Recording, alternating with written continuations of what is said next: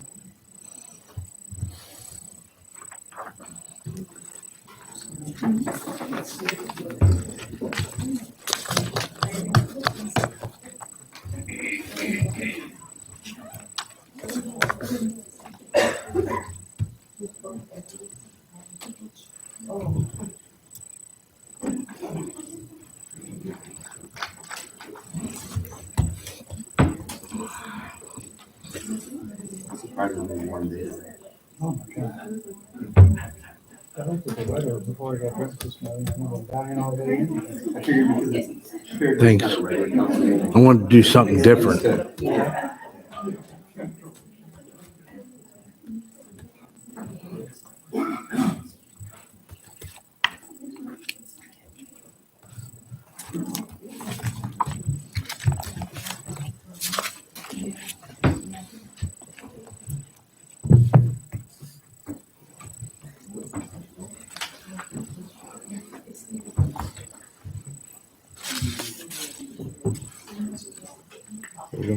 Everybody ready? Go ahead. I'd like to call the Oglesby Special City Council meeting to order. Roll call, please. Baldridge. Here. Cullinan. Here. McDermott. Here. Moyle. Here. Curran. Here. Please stand for the Pledge of Allegiance. I pledge allegiance to the flag of the United States of America, and to the republic for which it stands, one nation, under God, indivisible, with liberty and justice for all.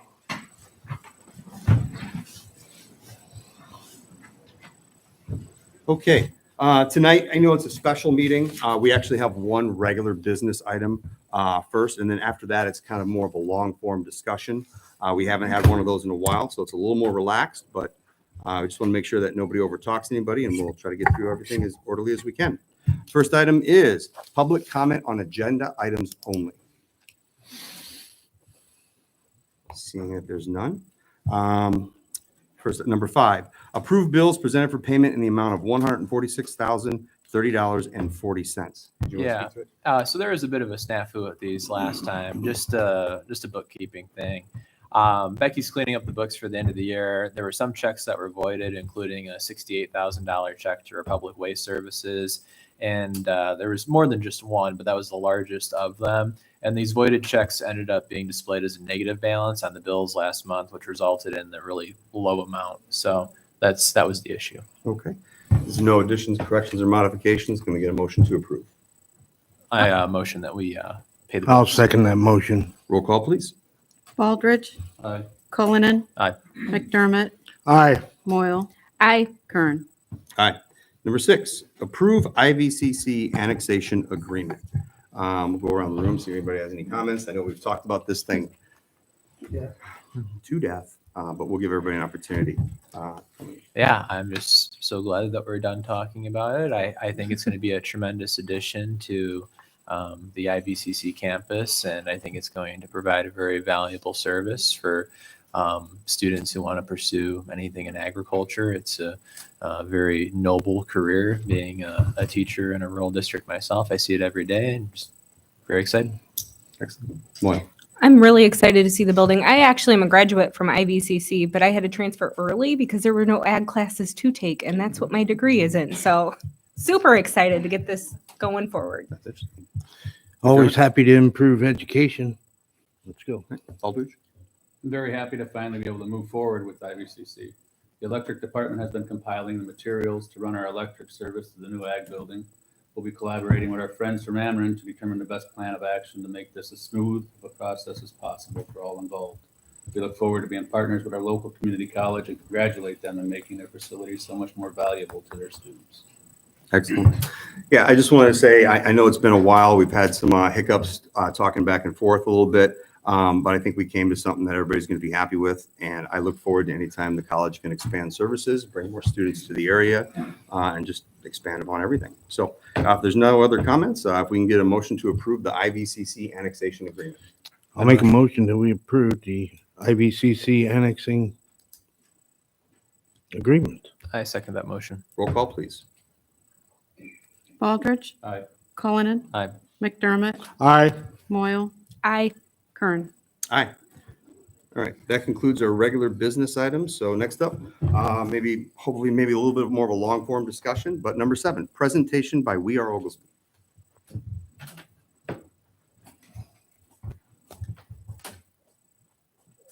Hello, everyone. Just push it. Already on. Yeah. Can you hear me? Pull forward. The switch. Switch to pull forward for you. It is. Okay. Austin's gonna pull up a PowerPoint presentation for us. So I'm Angie Partridge, for those of you that may not know. I am the president of We Are Oglesby, and with me is the treasurer, Nick Nasalik. I will make this very short. So go ahead, Excellent. Austin. So how we got started.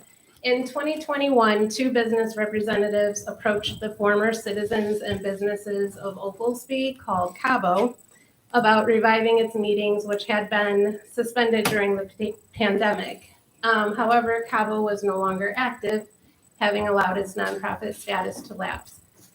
And they expressed no interest in reorganizing, so myself was approached by several Cabo representatives to lead an effort to reorganize it.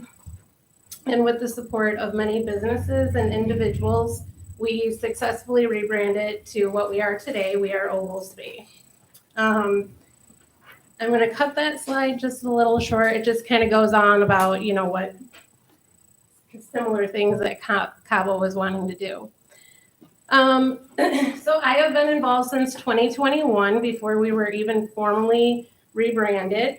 As I said, I'm the president, and then Krista Pagagas is the vice president. She has been, this is her first year on the board, and she's been a member through her business of MP Automotive for 2 years. Nick Nasalik has been with us since the beginning as well, and this is his 3rd year on the board. And Christian Zaman is his 1st year on the board as a secretary, and has been a business membership for 2 years. And Michelle has been on our board as a resident for 2 years.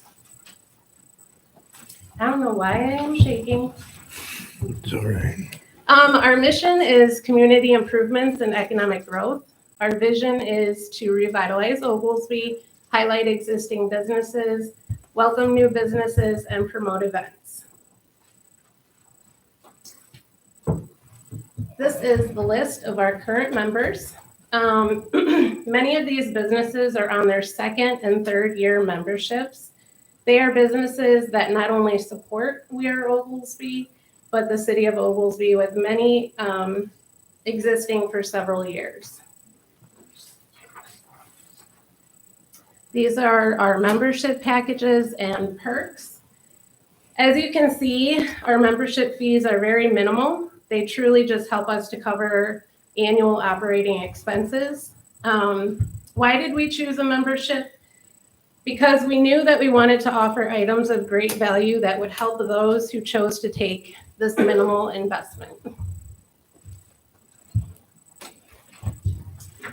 So real quick, I'm going to run through some website stats. just kind of to show like we do have a very healthy website. We do a lot to have our Google Analytics for all of our memberships. The dark blue represents new visitors. The light blue represents returning visitors. You can go to the next one. So that top one shows that last year we had over 29,000 impressions. As of today, this year, we're already at 13,000 impressions with several hundred clicks. So that tells us that people are visiting our website and they are specifically going to our membership pages. So our highest visitors are from Chicago, followed by Geneseo, Rockford, Bloomington, Schaumburg, and Sycamore. All of those locations have clicked on links to get directions to our members' locations. And if we really want to detail in, I can tell you specifically where they were, where they went, what kind of device they were using, their age group, all of that. I can even tell that oglesby.il.us has visited us 24 times. Our reports validate that we are not only growing, but our members are prospering from their memberships.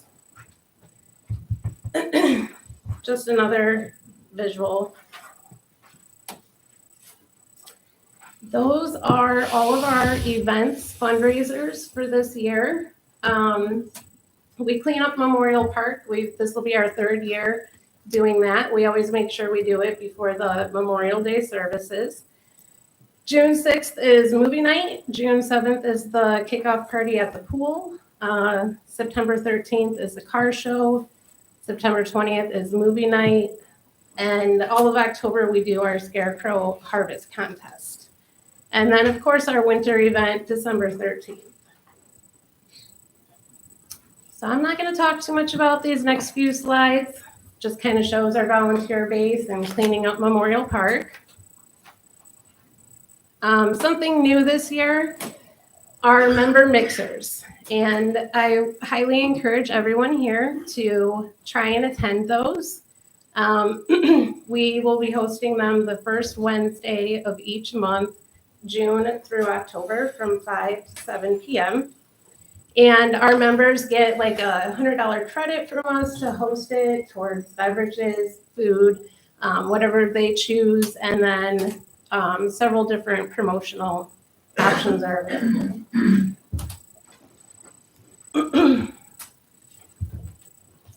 Summer Fun Fest kickoff party. Where's you can go to the next slide. So this is something that is always growing, and this year has the biggest growth yet.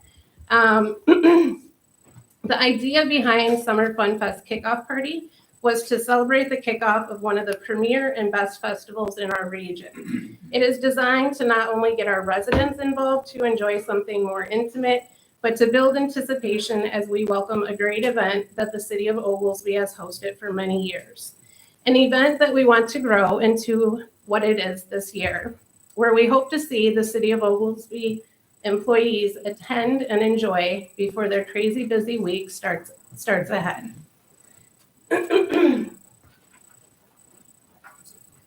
So our first year we hosted one movie, and the second year we hosted 2 movies.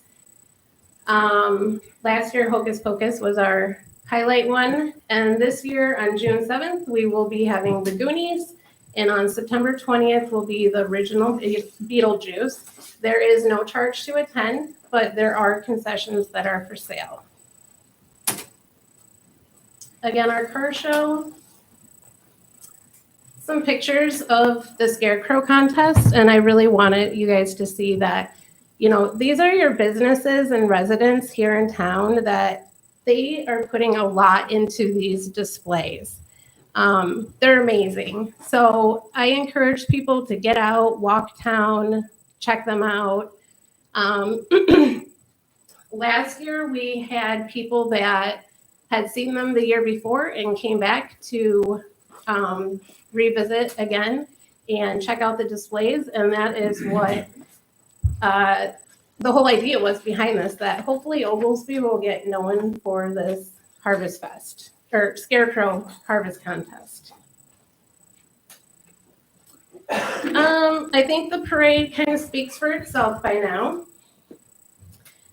We continue to want to grow on that. That is the primary reason why we host fundraisers. We want to be able to capture or be able to have some bigger attraction items in the procession. And next is our accomplishments. So some of our bigger accomplishments, obviously, are growth again. We are growing. The second one, we are building strong relationships and support with our members and especially new businesses. We've been able to, for the last 2 years, we've had a $1,000 grant. Last year, Oglesby SOS was the recipient, and this year, Holy Family School was the recipient. We did coordinate with the Oglesby Elks to get an ADA accessible swing in Memorial Park. We had a plastic bag recycling initiative that we were able to get a Trex bench in Memorial Park. One of our biggest accomplishments was the $5,000 grant for the sign that is at the entrance to the boat launch on Ed Hand Highway. And that is a project that goes back to Mayor Rivera's time that we had, started working on. So we were very happy to finally see that come to fruition. In March, we received a LaSalle County Tourism Grant, which is 5,000 rack cards. We will be on the electronic billboard for 2 weeks prior to our events at the I-80 and 55 interchange. And we will have 2 weeks of social media promotion. And that is happening for all of our events. We've also been a member of IVAC since last year. I promise I'm almost done. New in 2025, Thank a First Responder program in collaboration with Commissioner Moyle, our member mixers. And we're just in the process of setting up a WAYO gift cards, which are a MasterCard eligible to purchase by anyone used at any of our participating member locations. So they can be used just like a regular MasterCard. We did set up a wholesale account for landscaping items. And our goals, we continue to want to work on an app, city directory signage at the city parking lot. We would like to landscape or put together something to have the Welcome to Oglesby signs have some landscaping done. Business signage on Columbia Avenue and the big letters that spell Oglesby. So if any of these things interest you, we are always looking for volunteers. As you can tell, we always have a good time.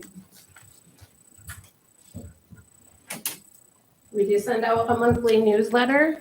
We promise we are not annoying with our emails. Once, maybe twice a month, you will get an email from us, but our newsletter does go out monthly.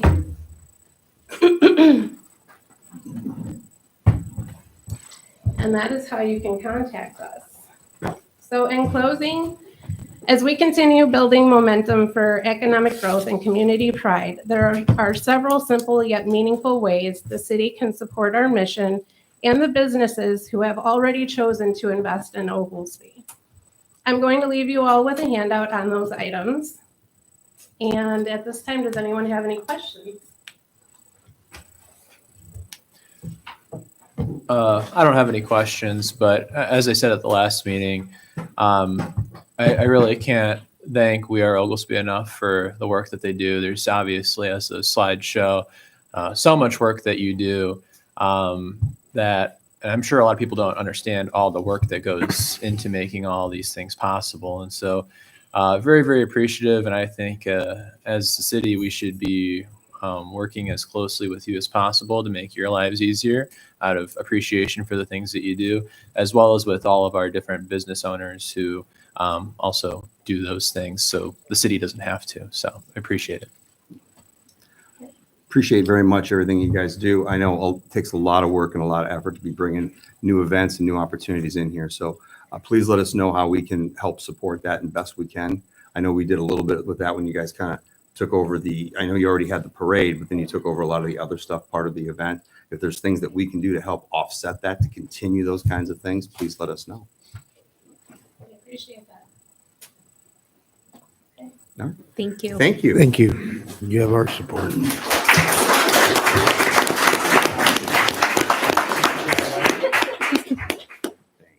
I have a special one for you. Oh, boy. Something jumps off the page. You were expecting that one. All right. Number 8, old business. The first one I have up here is economic developer position. One of the things I did as a handout, we haven't talked about this publicly in a while. Matter of fact, I think the last email correspondence I have on something, we've tried multiple initiatives, but I handed out to everybody back in September of 2023. That's the latest proposal that we had. And we kind of didn't proceed with that. So I wanted to kind of talk a little bit about that, give the council the opportunity if they wanted to weigh in on different thoughts and things like that. I know one of the problems is I don't know if we necessarily have enough work for a 40-hour position full-time for economic developer like Peru and LaSalle. And that's kind of a big ask to spend $80,000 on a position for something like that. But it's tough because if you're trying to get economic development done at a part-time level, and you're asking for those kind of skills that somebody has at the full-time level, that's pretty challenging. So this last proposal basically was a way to get a company to come in to do it for us on a part-time basis. And there was a range, there was a certain amount of dollar amount that we'd pay for it and stuff like that. At the time, the council wasn't sure about what we thought the value of that was. But I wanted to talk about that because there's obviously a lot of development that's happening in cities around us. I think we're doing good as Oglesby, but we obviously can be doing much better. We've done a lot of things such as the vacant, and I'll probably talk about this in the next one a little bit, but like the vacant building tour. It was the first time it was done in 7 years, and it was successful. The question is, how often should we be doing it? Should we be doing it once a year? Should we be doing it twice a year? These are the kinds of things that if we had a full-time economic developer, they'd probably be looking into. So that's my 2 cents on it. I just kind of wanted to go around and see what people thought about what we have for needs for economic development. Well, I'm not necessarily sure that we need an economic developer to decide things like that, how often we should have a vacant building tour. I think that's something that we can decide. I don't think that takes a whole lot of time or effort or brain power to do. I guess my question is, with something like this, how much are we really missing out on by not having an economic developer? And I know that's probably maybe hard to quantify, but that would be my main question. I mean, and here you say the communication that you had with this potential economic developer, they said that we could potentially be getting hundreds of thousands of dollars a year. I'd just be kind of curious what kind of grants, what that would be coming from, because I find that kind of, I mean, if that's truly the case, I mean, that's great. But I would really be shocked if we were missing out on that much money. I mean, that would be a travesty. So with this though, too, I guess my other question looking at this, so you said for this proposal, at least, which was, going on 2 years old, you say there's a rate schedule put in there that ranges from $65 to $25 or $65 to $250 an hour. Is there any sort of retainer that we're paying on top of the hourly rate, or is it just the hourly rate? That was so that proposal was, I believe it was up to $5,000 a month. So it'd be $60,000 a year, and depending on what we'd ask for services, that's what they would utilize. And it was that was part of the discussion. It was tough to quantify that. Yeah. How much is that? For example, if it's going to be grant writing or grant discovery services. As a matter of fact, that's actually I think the label of the front of the packet. I didn't print off. There's 30 pages in here, but the first thing was grant discovery services. And the question that we didn't necessarily have answered is that $65 an hour employee or the $250 an hour employee? How fast are we going to burn through that credit? Sure. So, and keep in mind, this is just one of the proposals. We did have several other ones for different grant writing ones. We kind of debated what we thought about the value of it. And that's why I thought I'd bring it up to see if we wanted to open that discussion again to look at other options or what we want to look at. Yeah, I don't know. I mean, I think $5,000 a month is a lot of money. Like I said, if we could potentially make that all back, I'd be all for it. But that's the question. And I don't know. I'm just kind of skeptical that I'm sure they do great work, but I think that's a lot of money to make up. So, Well, and that was almost a What is the 2-year-old actual proposal as well. guarantee? Hillary, do you have any- And when you get into hiring someone, then it becomes a thing where it's only going to inflate. Next year, it'll be a little bit pricier. It's going to be now 3% higher. And now we're setting ourselves up, and there's got to be a cap of how much economic development we can really do. I mean, can only do so much. Yeah. So, I mean, I don't know. Now there is an ordinance out there for $25 an hour. Where did that fall off? Did we not have people apply? That's my question. So that ordinance hasn't been updated in, God, Becky, you any idea? I think you're the last one to fill that. Oh, no, there was somebody else. There was somebody else briefly at the last administration. But that ordinance hasn't been updated in maybe over 8 years. Not sure. So point is, it's very tough to find somebody at a part-time Right. rate that has those kinds of skills. So maybe 8 years ago, $25 was an adequate amount, but now it's very difficult. So unless we're going to find somebody that just retired as an economic developer for a much larger city, and but they still want to put 15, 20 hours a week in. So then that's going to be a very tough find for us to find something like that. And then to find it, it's probably going to have to be at a much higher rate than $25 an hour. So that's why there's challenges with this. Mm-hmm. Mm-hmm. Is there maybe we could look into a targeted package? Okay, so we want this district to find businesses or something. We'll pay you a contracted rate. You're not a salary employee. You're not getting paid by the hour. Maybe we can include some incentives of these are the types of businesses we want to see. Make it a package deal. The owners can help offset some of those costs. So I'm getting really complicated well, now. I know. So Rich and I, very early on, one of the things we actually talked to a grant writer group for that, and the amount of money they wanted, they wanted like a percentage based on how much the grant they would get. Mm. And it started snowballing relatively quickly. That's what you recall. Okay. Mac, do you have any thoughts? Well, an economic developer would be a good idea, but like you said, Austin, you have to make sure out what you're paying, you get more coming out of it. We do have NCICG. This was discussed before. We also have other avenues. NCICG just takes, I believe it's a percentage or something. Is it, Becky? Or It typically depends upon the grant. There's a set fee for writing the grant Right. based on how complicated it is. right. And then they get some fees for administrating it. And they do have qualified personnel to do that. If we go and get an economic developer ourselves, we're sticking our hands out. so do they do grant discovery too, or do we do that and then they write the grants? They do both, don't they? I believe. They keep us Sorry, informed you're on the of spot. what grants are available, but I believe that that's what they're able to offer at this time. Yeah. I'm not sure. I mean, if you were to tell them that you had a special Mhm. project, they would look for a grant for you, Sure. but they're not out there looking for grants like us, like an employee would Sure. be. Okay. Rich, did you have anything? Yeah, an economic developer Okay, sounds thumbs up. great. Seems like it'd be an easy job to just go out and hire someone for that position. Unfortunately, what we came to realize was that it wasn't that easy of a job. When we did a couple interviews, I believe, started looking into this. It was a lot harder than we thought. A couple times we could believe we were being led on a bad path and being taken advantage of, in our opinion, at the time. Yep. So I don't know. I know that's where we dropped the ball, because first it was the finances, and then it was getting someone of quality value for us. So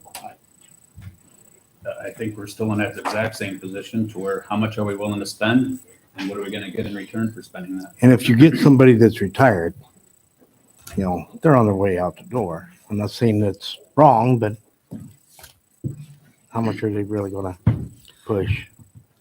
Yeah, so when it comes to NCICG, my experience is they're very good at putting in for grants that they put on regular things, like the OSLA grant. We see it in the paper, that certain ones. The parts that have me concerned is you'll see in the paper, you'll see a grant that another community near us that might have gotten that we've never heard of before. Because we don't, I mean, in the police and fire department, we have appointed officials that are looking really hard for finding new grants. I mean, the flock grant for one of them was one that came up with the flock cameras, different ones that you know about for like different equipment. So, but there's so many other economic opportunity ones that if nobody's looking for them, it makes it kind of challenging for us. And like you said, Austin, it is a challenge. How much money do you want to put towards something for not sure, knowing how much return you're going to get? I do think we should think about how much we want to put towards that.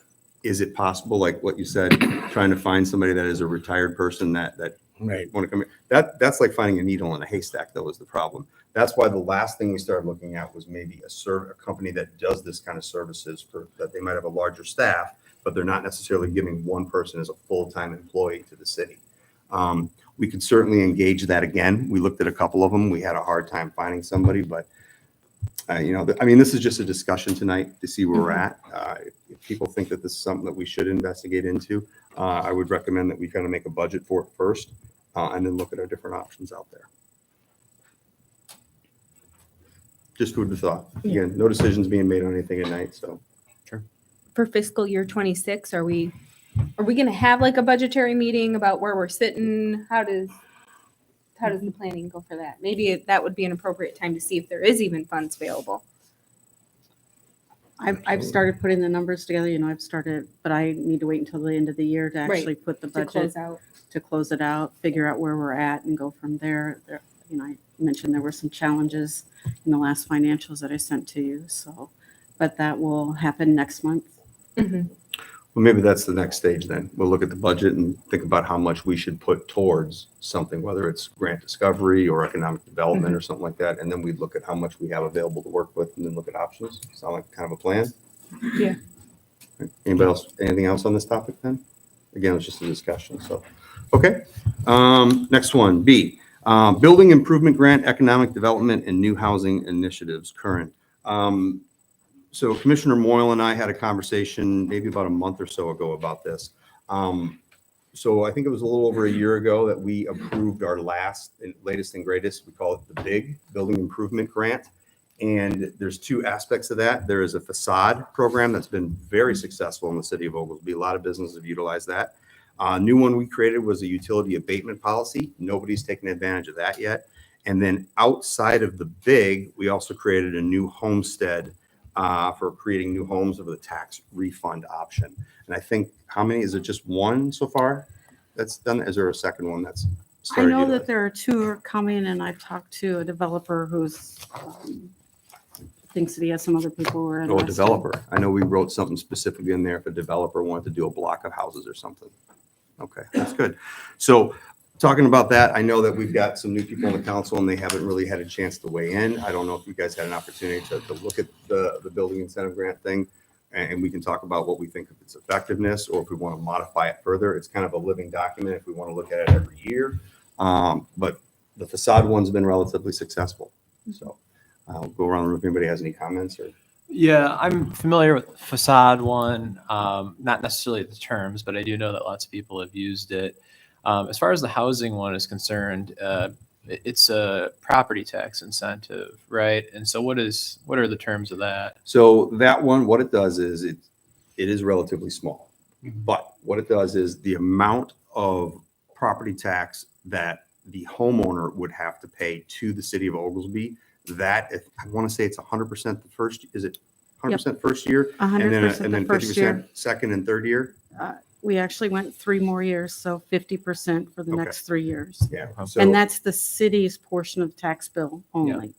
so when we approved it, we gave an example. I think, I cannot remember the details in front of me, but I want to say it was like a $300,000 home would generate, I think, a total of like $6,000. So it's a small incentive, but it is an incentive. The goal was to try to create more homes inside the city and stuff like that. So Yeah. Well, I think there's kind of not necessarily an abundance of supply inside the city. So I definitely do agree with any sort of incentives to build new housing in the city. But realistically, this stuff helps to some degree, but I think what you have to do is you have to find some way to make Oglesby irresistible and make it a place that people want, like the people are dying to move to. And I think Oglesby, for those of us that live here, obviously we love this town and it's great. And a lot of us would never consider moving out, but for the people on the outside looking in, I mean, how do we kind of get them to see that? And so I think the bigger discussion has to be, I mean, economic development and jobs and getting people to move here because of the work, but also offering different amenities as well for people who may want to move here as well. I think this probably only does so much. I think there's a lot of other factors that probably have a much larger influence. So, So you mentioned it before, the vacant building tour. Was that successful? It was pretty. Overall? It was pretty successful. Yeah, I mean, two brothers came in. Okay. That building was shown. I was hoping there was going to be a little more movement with the Burger King building. We only had about four or five, I think, groups that came in to take a look at that. And that was but we did. I do know of one in particular that did put an offer for it, and they didn't come down in price, which that's a whole other discussion. But I know, for example, was it Lincoln Bridge downtown? They came specifically looking for locations and that's stuff like great. that, and they ended up using that. So, and I think there's still some other locations that are being looked at. So that tells me obviously we don't want to wait 7 years between them. Right. But the point I was trying to make with you, like you said earlier, you know, it does take a bit of a drain on the city. Like Becky can probably attest to that. When we did that vacant building tour, that was quite a bit of resources on the city to do that. We did have a bit of help from We Are Oglesby. Because we needed more people than we had staff to go sit in one of these buildings for each one. Because I think there was like 12 or 14, something like that. So we had volunteers to help with that. So having somebody that helps coordinate that kind of stuff instead of just putting the drain on the admin staff would be good as well. So I have, the whole reason I wanted to talk about this is I have some suggestions because I'm in a different part of my life than you guys. I got young kids. We go once a month to Peoria to take advantage of some of the indoor activities, especially in the winter. That would be great here in Oglesby. So my thought is, I know you don't really go looking for businesses to come here, but if we did another vacant building tour and we specifically invited those types of businesses, could we target something like that? So we have a little bit, and so when we did with the building and with the tour and everything like that, the week before we did a IVAC before hours breakfast where we targeted real estate agents and realtors to come in, things like that. So that is one of the problems that we have in Oglesby here. I feel like we're very passive. So I think I've sent you guys some of the economic things that come in that we can respond to try to get big business opportunities here. But those are very passive. You know what I mean? We're responding to them as we come. One of the advantages that Peru and LaSalle has over us is they have a full-time economic developer. So they're going out and about places looking to try to bring those kinds of people here. So that's one of the challenges. So we have done that to some degree. I don't know about targeting a very specific because we're mostly, like, for example, what you're talking about would be trying to target somebody for the Burger King to change it because it used to be a Playhouse thing or Right. something like that. Try to get something very specific for that. For our perspective, we're just trying to get anybody Right. to buy it at that Right. point. So what you're asking for is a bit more challenging because now you're trying to dial into a very specific genre Right. for stuff like that. And that is one of the things, if you guys have had the opportunity when we go up to like the IML conference and we walk the event floor, I shouldn't say event floor, the vendors and stuff like that. We're looking for other people that might have opportunities to want to come in.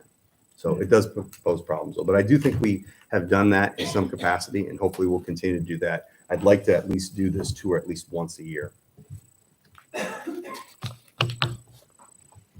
Mac, you have anything? No, I agree, and I think it's probably something we should let the planning commission look at and see what they suggest on it as well. So just so you know, so we have we actually have a committee for that Right. specifically. And that's why they're the ones that they actually voted to manage the facade and the utility abatement one. If somebody were to put an application in for one of those, it would go to them first. Right. They didn't want to do the new homestead one. So that goes straight to the, I can't remember, does that go to the council here for those? Or does that go That straight go to the planning straight commission, approval? wouldn't I think it's straight approval to Yeah, you. because it's simple. You build Yeah. the house, you get a rebate. They didn't want to manage that because they felt like it wasn't part of the improvement process for a building. So that's who we have for that. Are you suggesting that maybe the plan commission looks at different incentive programs? Yeah, they could, or we could do that. See what we got, see what our options are. Okay. Rich, you It's have always a anything? good idea. Okay, so I don't know how often we should be reviewing it. I'm pretty happy with the current incentive things we have there. Obviously, the utility abatement one hasn't happened yet. I'm wondering, for that to happen, what has to happen? It's kind of like the facade one, except that somebody has to come in and have a need to improve the utilities. So let's say, for example, that liquor store wants to come in. If they're going to do something that they're making it so much larger or need a water service or something like that, or I think the example we used in the actual write-up was, let's say somebody comes in to put a bakery in, because there was a consideration of a bakery at one point in time, and they need to improve their power panel, or they need to put in a grease trap that wouldn't exist into their utility line or something like that. Those would be things that we would try to find a way to offset their costs. That hasn't happened yet. So I don't know if it's so specific like the housing grant. I don't know. But we can always review this more often if we think we want. So, okay. Anybody have anything else on that? Nothing else? C, advanced travel policy. Curran. So I wanted to talk about this. I know the thought process is that we've talked about this enough times. We have a new group here, and I wanted to bring this up as a couple things. The first thing I want to talk about is, I think the question came up, Mayor Finley gave, well, at the time, Commissioner Finley gave examples as Mayor Finley many years ago, where he had to go on a quick trip down to, where was it? Sherman. St. Louis, something like that? Yep. Yeah, he had to go on a quick trip on St. Louis, where they said basically, hey, if you want this thing to come, you need to come talk to our board and you need to be here in the morning. So he did go that night. He spent his own money. He didn't put a travel claim in or anything like that, which isn't a big deal necessarily. But my concern is if we had something like that happen, let's say, for example, we've been dealing with some of these projects that could be a possible $500 million project to come. What if all of a sudden somebody calls on a Wednesday and says, hey, I need you to come talk to our board in person. We're in New Jersey, or we're in San Francisco. What are we going to do? We're going to tell them, sorry, we can't do that. We need to get a prior approval ahead of time. Well, I guess I'm not totally familiar with the ins and outs of the travel policy because I wasn't on the council when it was passed. But I mean, do we not allow for people to put in for stuff that they put in for to be compensated for money that they've already spent? Do we not permit that? You do not. Do not. It was specifically written in there that elected officials are required to have it in advance. Okay. And I think that's a concern. Well, I think you Rich. guys may be misunderstanding the words here. Pat, I think you are as well when you wrote this. It says no reimbursement for travel, meal or lodging expenses incurred by an employee or elected or appointed official of the city shall be paid unless a travel, meal, lodging, parking expense reimbursement form has been fully completed, signed, and approved. At a minimum, the following documentation must be submitted in writing to secure approval. You can do this afterwards. If there is an emergency, I believe you wrote a provision in there for that. I don't recall that, but I'll look at it. It's been a couple of years or a year since I wrote it probably. Yeah, I thought the whole point that we came to at the Yeah. end was that you could not be reimbursed after the expense was incurred. Oh. That you had to get prior approval. Okay. And it would still only be reimbursed if those forms were filled out and Right there on the end. approved. So I want Jason was just saying.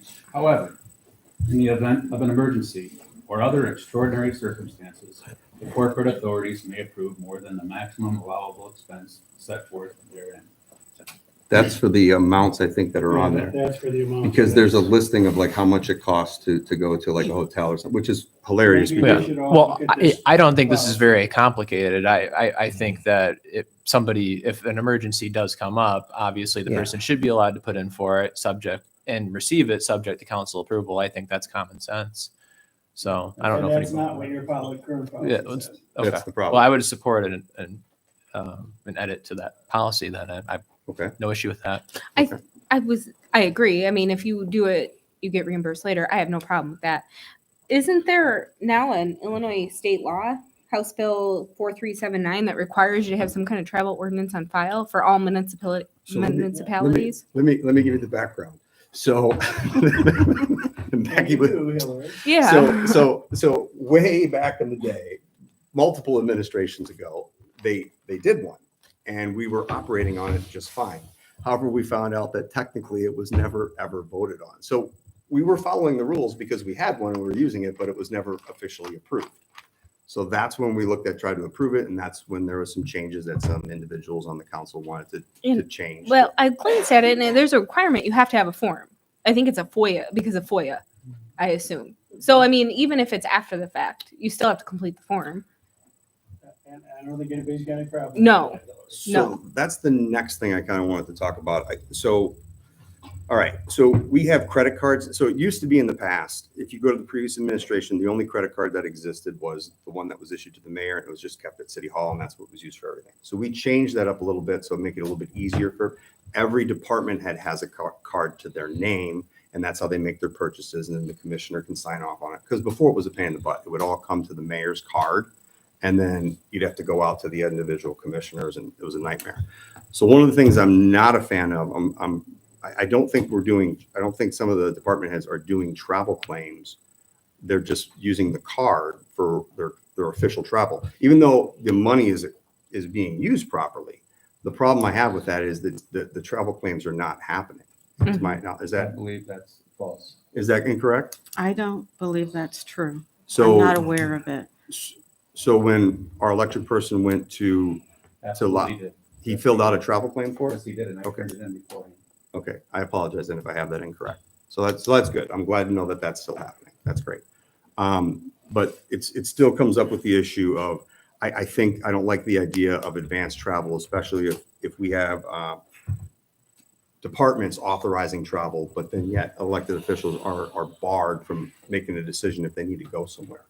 And I think that causes some issues. Yeah, well, I think if we allowed you to be compensated for money that you've already spent subject to a council vote, I don't think that's an issue. So, I mean, let's make that change if we have to make it. I don't know if anybody has an issue with it. Does anybody? Well, we're not changing anything tonight. This is Well, just. I discussion. understand that, but I'm Okay. just saying, I don't think anybody here has an issue with that, do they? No. Yeah. All So, right. easy. Well, we can put that on an official one and try to modify something there. Anybody else have anything else on the topic then? No. Okay. Moving on. Number 9, new business, downtown planters. So Becky brought this up to me. So I didn't know if you had the pictures from Yeah, on there too. or I do. anything I like got Okay. that one, that one, that one. So my, Hold on. Type it the wrong way. My bad. There you go. So my understanding is there was planters done a while ago. They kind of fell out of favor, and now the idea is to bring them back as an option to beautify the downtown. Believe it or not, that's why I put the next one on here about gaming fees. We can talk about that a little bit there too, because about a couple years ago we had something almost ready to pass as a way to find funding for some of these things in the downtown area. What was the total cost for these planters? So those planters, if we get 18 of them, would be 10,000. Yeah, so Becky asked me, and it's under the amount that I can approve, but I thought if we're gonna be changing kind of the outlook of what we're gonna have in our downtown, I wanted the council to kind of weigh in on that to see what we think. And the other thing is, obviously, if we're gonna bring more things out there, it's more things that we have to maintain, obviously. So I wanted to kind of just get everybody's opinion on what they thought about bringing the planters back to beautify downtown. Yeah, I mean, I think something would be great. I mean, obviously, I appreciate again all of our businesses that have put in for the facade grants and improved their businesses or the curbside appeal to their businesses that way. But obviously, there's still a lot more needed, I think. You look at a downtown like Ottawa, and I mean, it's kind of it's night and day. And so I think that these would go a long way. As far as the next item on the agenda, we'll talk about that when we get to that, but I'm not necessarily sure that amount of money needs to be raised for these. But I'm supportive of it. It's $10,000, and I think the nicer you can make the downtown, ultimately, I think the more people you're going to get into it. So I don't know if exactly we'll get, $10,000 worth. I don't know. It's kind of hard to calculate exactly how much value you get out of planters, but I think it's $10,000 and a little goes a long way. So Yeah, my concern was because it was something that was done in the past and then it fell out of favor, and now we're looking to bring it back again. So Yeah. I think these are a one-time purchase, though. I mean, well, they probably thought that was back in the day as well for the No, other that's one. not true. Oh, was No, I mean, I could speak to it if you'd like. If you could, yeah, that'd be great. Some more education on So that'd be great. the original plan, probably about 10 years ago, is that we purchased planters. They were 18-inch planters, and we purchased them from Walmart. The problem with them is we had them in the downtown area for a while, but they were lightweight. And sometimes when people left the bar at night, they picked the planter up and took it with them. So we moved them to City Hall, and they've been there probably for like the last six years at City Hall. The planters that we're looking at today are 1,000 pounds each, so they're not going anywhere. We've also, some of the problems that we ran into last time was watering them. In the beginning, Rich Watts and I would meet before work at 6 o'clock every day and go around with buckets of water and water the plants. I've reached out to Rich and to JP to ask about getting some sort of tank and a pump and being able to water the flowers every day so they're taken care of. So these are a little different. They're an investment. And the other thing is that this is something that we can use hotel motel tax for beautification of our downtown area. And I think it's a great way to use that money. I know what just the 12 pots that we had 6 or 8 years ago looked like, but to get these pots in there, I think they're going to look really nice. And they will be able to stay there all year long, so we can decorate them in the winter as well with greens and stuff like that and make our downtown more presentable. Thank you for those details. Hillary, do you have anything to add on that? I had a question, but then I got sidetracked. So you want to circle back to me? Circle back. McDermott? I think it's a good idea. And this one, we won't have to worry about anybody picking it up and taking it home. Rich, do you have any feedback? I'm I think it's a especially, great idea. I believe that using the hotel tax and not charging anybody in the city for those would be a great idea. So well, I'm especially important for your opinion because it'd be your staff that would take some time and stuff like that. Do you think that's any concerns or anything like that? I think we could look into collaborating possibly with some volunteers or something in the future and figuring something out. Okay. All right. So that you figure out your, I remember now. okay. Okay, so you're getting 18. How are they going to be strategically placed? Like, where is the starting point? Is it So we'll probably start at Lizzie's, okay? and then we'll go down to, I'm not sure exactly where the ending point would be. I did increase it to 18 so we could go as far as possible. Okay. So What would we be looking at planning in these though? How much maintenance, how much watering would they actually need?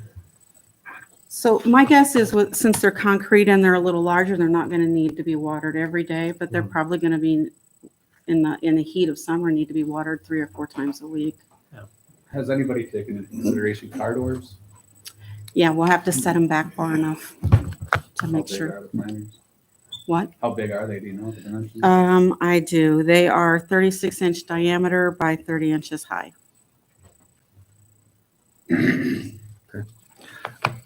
One of the other things that kind of relates to this, I did not put it directly on here, but it relates to the downtown beautification. The last council, I shouldn't say last council, before we had some new additions here, we didn't come up with the decision about what we thought about the window wrap project. The window wrap project was the idea of taking some of the downtown buildings that we have and we'd put like silhouettes or something like that. The original idea actually came from Becky that I thought was really good, is that we would feature artists and they would have like a little description thing. It would give a reason to walk through it and see these things of beauty and stuff like that. Since we couldn't come to a decision, the original plan was that we were going to put just one out as a test bed to see what everybody thought with it though. But we've been kind of stalled with everything. We've run into some problems either with trying to get the right artist and we had some personnel changes. So I just wanted to bring that up again. Do you want to continue the same idea that we do a test one, or do we want to go with a bigger portion of that? Now, if anybody had any thoughts on that. I'd be interested to see how that goes. I think that would be A neat. test one? Yeah. Okay. Yeah. I think in one of our interviews for the part-time position, somebody had mentioned that they remember something like that back in the day, and from what they were saying, something about heritage, something.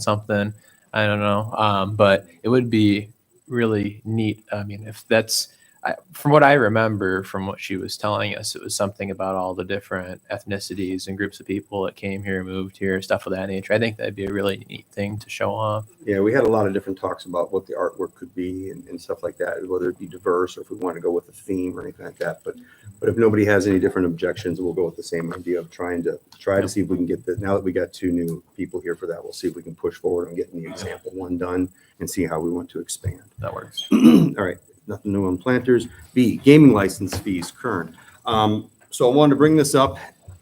It's kind of under, the reason it's under new business is I don't think we officially talked about this with this council.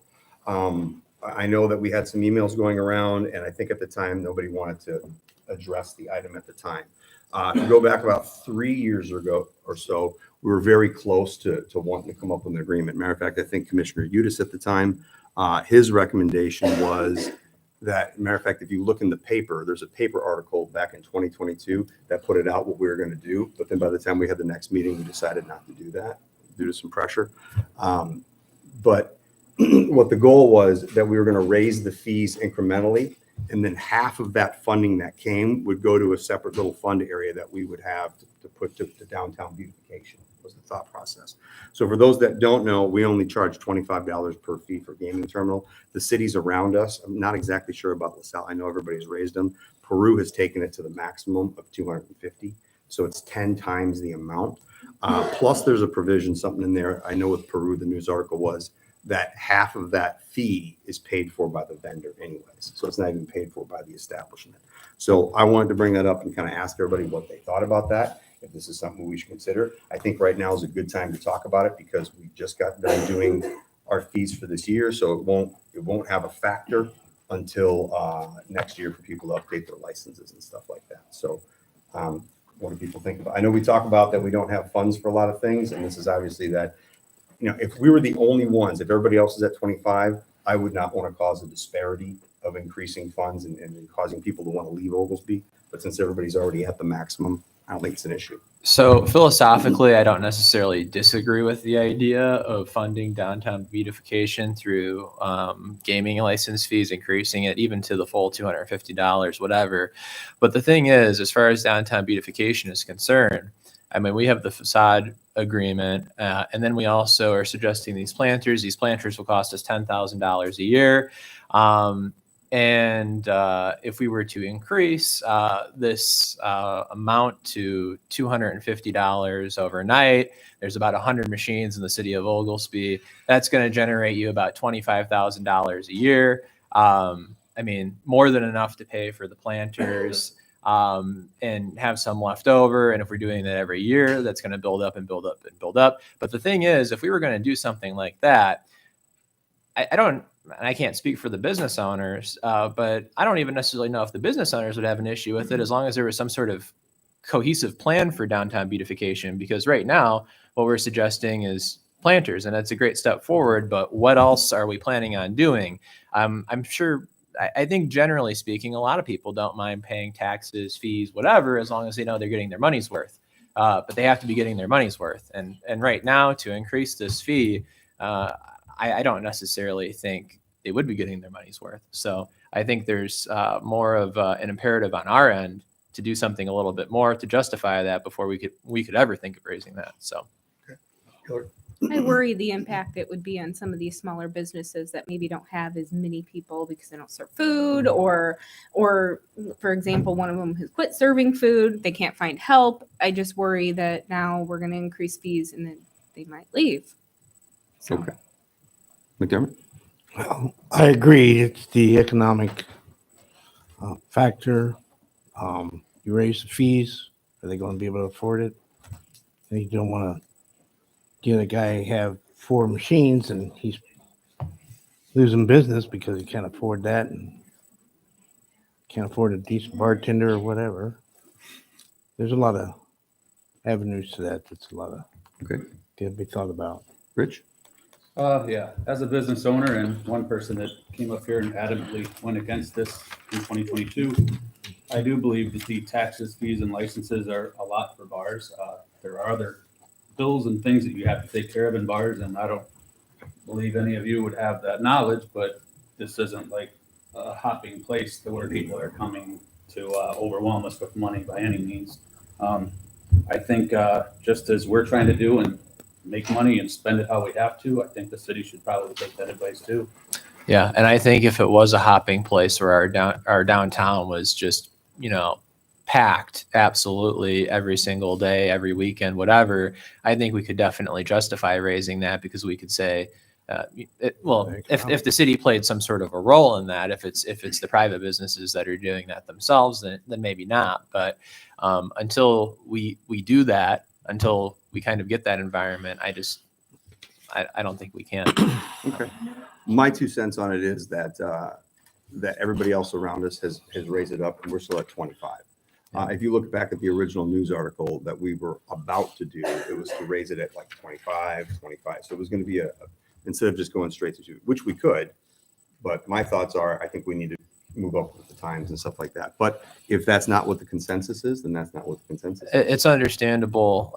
I get what you're saying, but I just think to raise taxes or fees just for the sake of raising them, just so you have a little bit more money to play with, I would like to see some sort of a vision in mind for the downtown, specifically its beautification, before we would move forward with that. Well, keep in mind, we don't have to use for beautification. That was part of the justification to use some of the funding for that. And Sure. What would that, because the question came as, what would the funding be used for? Sure. And that was the suggestion. Let's also keep in mind that this is Oglesby. We're not just gonna be able to keep up with LaSalle's, Prue's, Ottawa's, even Spring Valley's. Sure.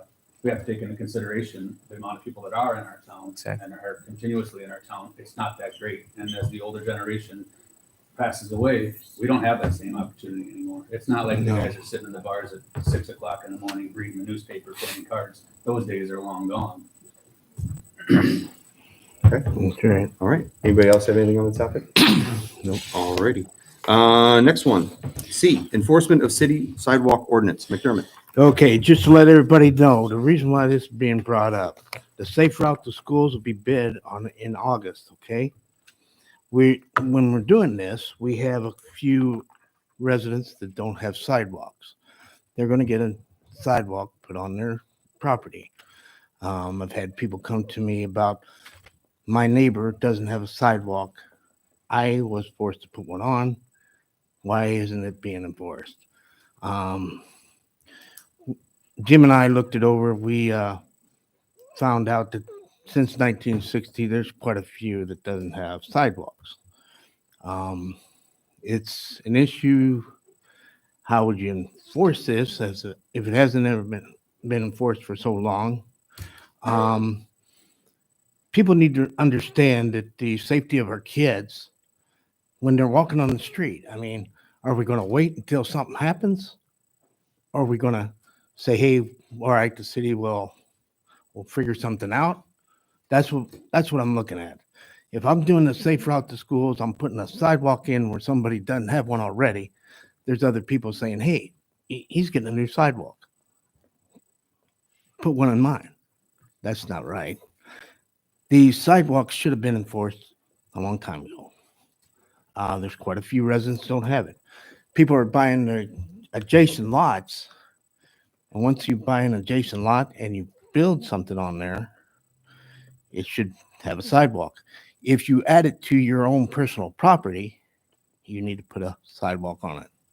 There's a couple options that's never been enforced. We just need to figure out which direction we're going to go. I mean, there's some subdivisions that have exemptions. There's some areas that's been grandfathered in, but there's still some that building new homes and they're not putting sidewalks in. You can't put a sidewalk in before a building is built, because then when they go and build a home, they're going to rip out the sidewalk. We need to figure out a way to resolve this. Okay. Rich, everything? No, I believe this was discussed years ago. Yes, it was. I don't understand why it was just completely dropped.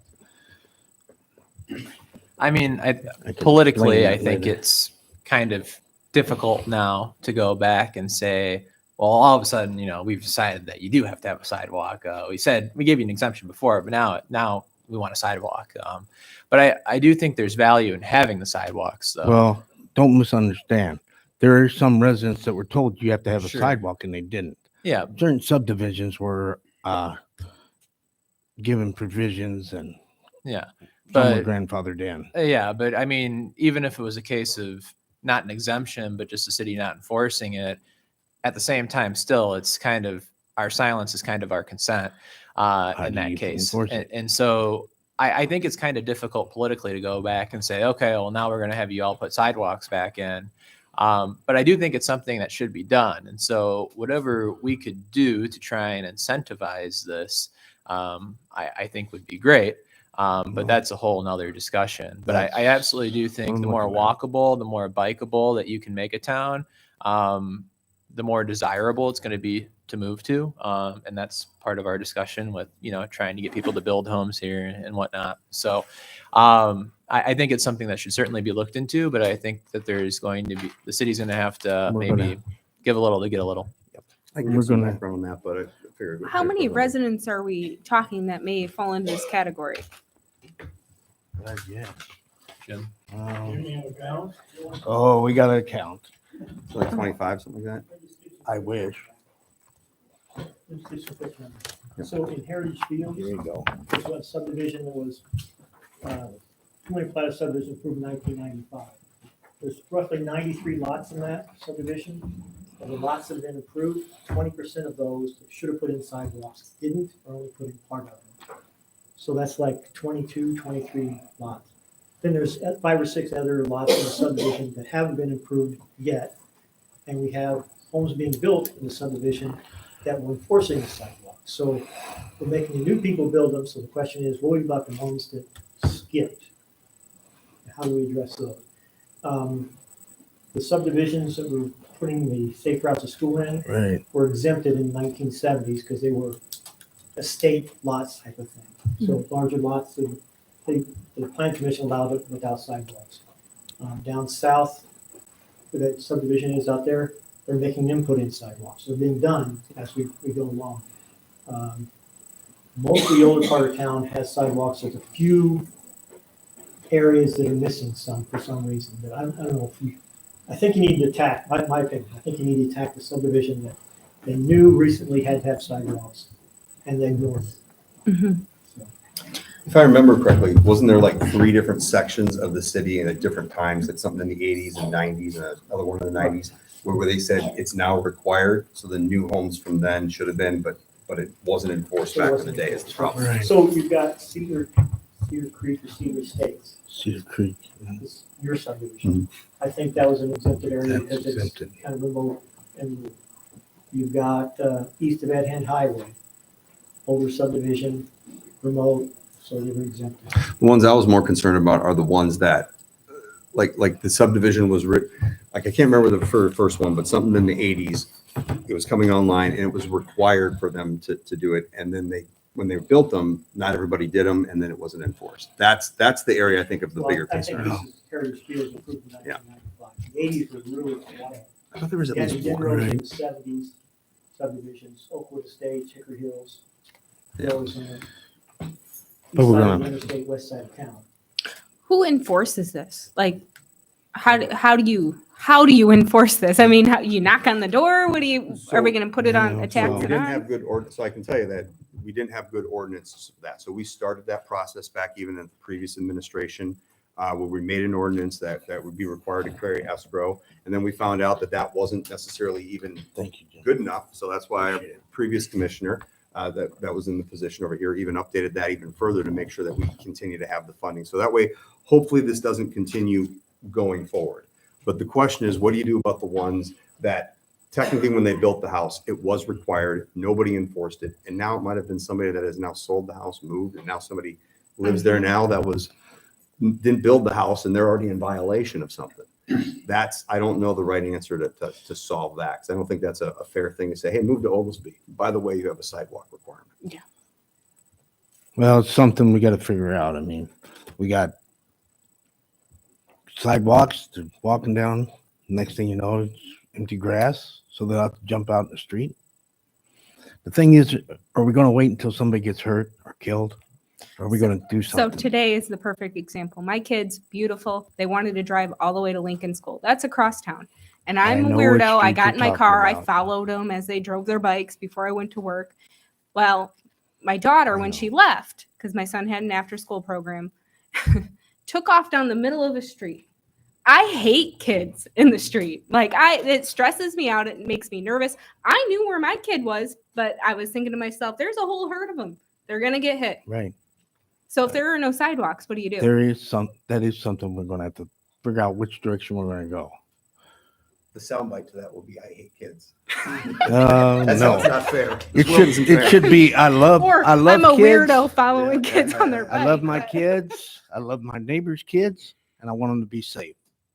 So with the Safe Route to School, I know this is one of the things this was to try to address some of these issues, to make sure that there was more connected Mhm. routes to the schools. And I'm not trying to put you on the spot. Where we at That's with this all guy? I know that we were looking to at least get some of the bids to see if we were going to reject them or not. I haven't heard. anything on We are to accept bids in August. that. Accept bids in August is what Yeah. we're looking at. It's when the bids are coming out, right, Jim? Yeah, it's being pushed back. What do you because of think the issues. likelihood of them being something that we're going to accept though? Because I know a couple years ago we Sure. decided that it's going to be so high we didn't want to mess with it, but his prices are a little bit more. Okay. It's fluctuating. Closer to COVID, they got raised. Now they come back down a little bit, but I don't know how far they come back. So August might be our first opportunity to see if we Right. solve some of these issues. But it's not Well, going to be all of them. let's hope. You ain't going to be able to solve all of them. So is your discussion that you want to have to talk about the other ones, the ones that were required, but it's not going to be covered by Right. the safe route? We need to do something to save and help the kids and keep the city safe. One other thing that you might not be aware of when you said something about incentivize, we do have that. We have a sidewalk program. It is a place to talk about it. Most Which- residents don't know That's about the it. next thing I was going to bring up. We Okay. do have a sidewalk incentive for anybody that has an existing sidewalk that's busted up. You come to City Hall, get the paperwork. You pay you get a licensed contractor, pour the concrete. You pay for the concrete. The city will reimburse you for the labor. No. It's the concrete. labor, isn't it? It's the Or is other it way the opposite around? Concrete. They keep changing that, I noticed, but Let me ask, is it only for existing ones? Let's It say is. somebody that's wants. existing ones. I wonder yes. if there's a way that we could modify that too, because I know the cost is more in the labor. Because I think it offered it if somebody was to do it themselves or something like that, we'd pay for the. I wonder if there's a way that we can modify that to where Into the new ones. the new ones as well. Because I mean, if we're just paying for just concrete and that's it, maybe that's a way that we incentivize more people to see if they can solve some of these issues. Are you going to do that for new homes also then? And what do we do about, That's a well, great that's, I question. think that's what he's That's a talking good about. question. Always throwing out problems, but no, I appreciate it. That's a good question. It's good. That's why we're having an open discussion. And then what do you do about the people that's already paid for concrete and labor both? I don't know. I guess that's a discussion. Are Do they we- even do we- aware that they're in violation? If Well, they they were- bought the house I from think they somebody were else told and- Well, I think we didn't we? When they if I come up remember and get right, the about 4 years bills and ago, we did a everything. letter. Somewhere. I think 4 years ago, when we collected a lot of this information, we did a letter that went out. I will say that there was at least Yep. one good, kind resident that took action to resolve the situation. But other than that, we Did didn't know great. what we were going to do from there. So that is a great question. I think that's a good solution possibly, but you're right. Are we going to Right. cause more problems by saying that we're going to pay for some people's concrete and not others? But from the ones that I did sign off when I was commissioner of that, the cost of just the concrete itself is actually relatively low, right? Because the homeowners were still having to pay for the labor and all that stuff like that. We're also incentivizing new homeowners to build new homes with Right. property tax abatement too. So it's not like they're not getting anything. Fair point too. Mhm. Fair point as well. Maybe it's worth it. I'm just saying, maybe that's something to think about. Maybe It's make something we gotta that one figure about. change for a little bit of money that it might cost us for concrete. Maybe we solve more problems. And if I'm not mistaken, every once in a while it switches to one or the other, don't it? For some time, well, a couple years it was the labor and then the concrete back and forth. I know that. Not that I'm aware of, not, Okay. but Yeah. I think it's always been the Unless concrete. unless more than 6 years ago, it was something different. I always remember. I it thought as- a gentleman came by City Hall and he's being told that he pays for the concrete we pay for the labor. That's what he told me, but that's okay. No, never. Because they have the option, if you don't get a contractor, that you could do it yourself. I don't know if I'll be honest, I don't know if I I like the thought idea he said he that a couldn't do homeowner it puts his own himself. sidewalk in, it looks crazy, but I believe that is a thing that they can do. I thought he was telling me he couldn't do it himself according to the paperwork, but I'll look into it. Okay, okay. Good topic. Thanks. Good Yep. discussion. Anything else on that topic? Are good. Okay. D, long-term plans for Oglesby Pool and Dickinson House, Cullinan. Yeah, so I threw this on the agenda because earlier this year we spent I think $60-some thousand in repairs on the pool, which I think is noble. Our pool is a great amenity, but it is an aging piece of infrastructure, and so I think we said at some point we're going to have some discussions over projected costs and future vision for the pool. And I threw the Dickinson house on here too, because I know that was a topic of conversation at some point, and I wasn't necessarily on the council for that. And so I guess what I would kind of like to talk about with these two pieces of city property is kind of the status of them, potential costs that we're going to incur with them, and then also maybe I don't want to say necessarily what potential there is for both of these properties moving forward. So I did invite Gary, and I'm very appreciative for him showing up and also bringing the rest of the Dickinson House Foundation. Thank you for your time. I'm sorry that it's an hour and 15 minutes into the meeting. My apologies. I'll push for a better slot on the agenda next time. And also sorry to JP too. But JP, if you wanted to maybe kind of and I'm ignorant as to this. I'm sure Rich knows a lot more about it than me, and you know obviously a lot about it. But just as far, we'll start with the Dickinson house, just because we have the foundation here. Kind of status-wise, where are we with that property? I know we added an ADA accessible bathroom. What other kind of and I talked to you a little bit before about how frequently it was being rented out and what it's being rented out for, just stuff of that nature. Like, where are we kind of sitting with it right now? So the Dickinson House Board, they did a great job with their ADA compliant bathroom. All the credit to them for that. They did awesome with it, with the grant money. We're still waiting on the door. It's a custom door. A little frustrating. I think they're just as frustrated as I am with it. We want that in as soon as possible. With renting, we're rented out for the summer. We have one date left available on the weekend, and then it's open in August. So May, June, and July are fully booked out every weekend on it, which is great. I mean, that means people are wanting to use the facilities. A couple bowling parties mixed in here and there with it. Other than that, I mean, your bowling alley maintenance. I mean, those are aging machines, aging equipment. And Greg, Rich Watts did awesome with it. I mean, he knew that thing. Like, we still use him. We still call him as much as if we have a question. But Greg's learning it in a hurry, and he's figured that out, which is awesome. Replacing belts, calling the company. Other than that,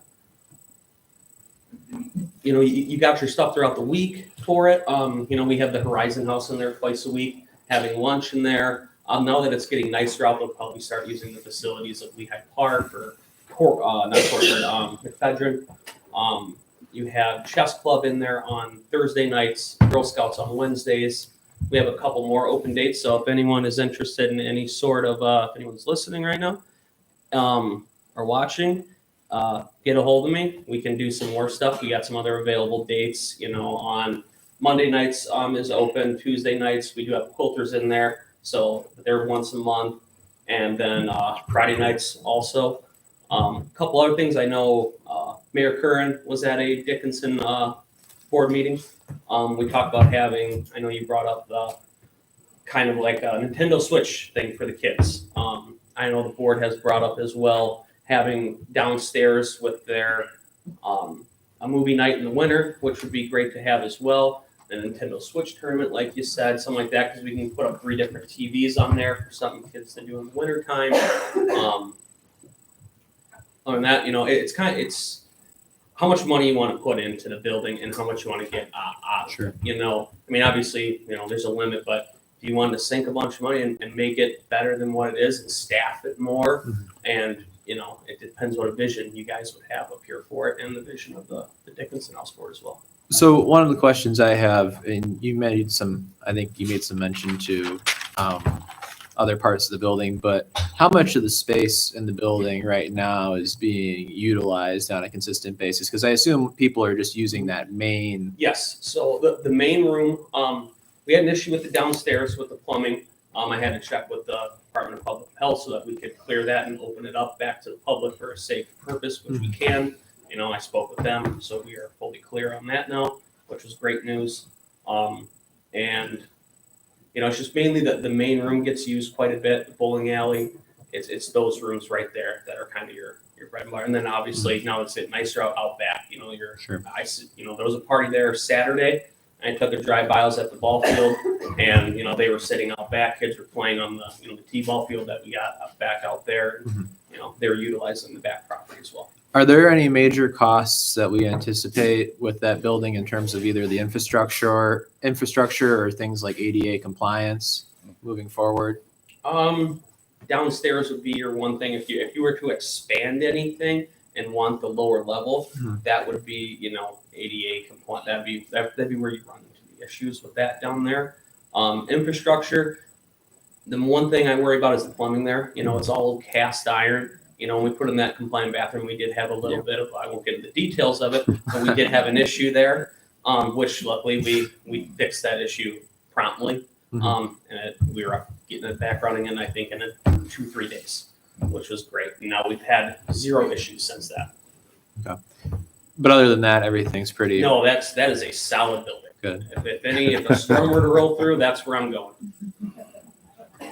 Very good. Skip the pool room. Well, we'll get. Yeah. The pool. I know that's Pool, kind of a. that I think that might have been closed down before even my time, even before I was born. I'm not sure when they closed it down, Gary. I think it was in the probably 90, about 1990. Yeah, so I was about 2 years old at that point. So, you know, I had to learn down to swim in the open pool, not in the enclosed one. Yeah.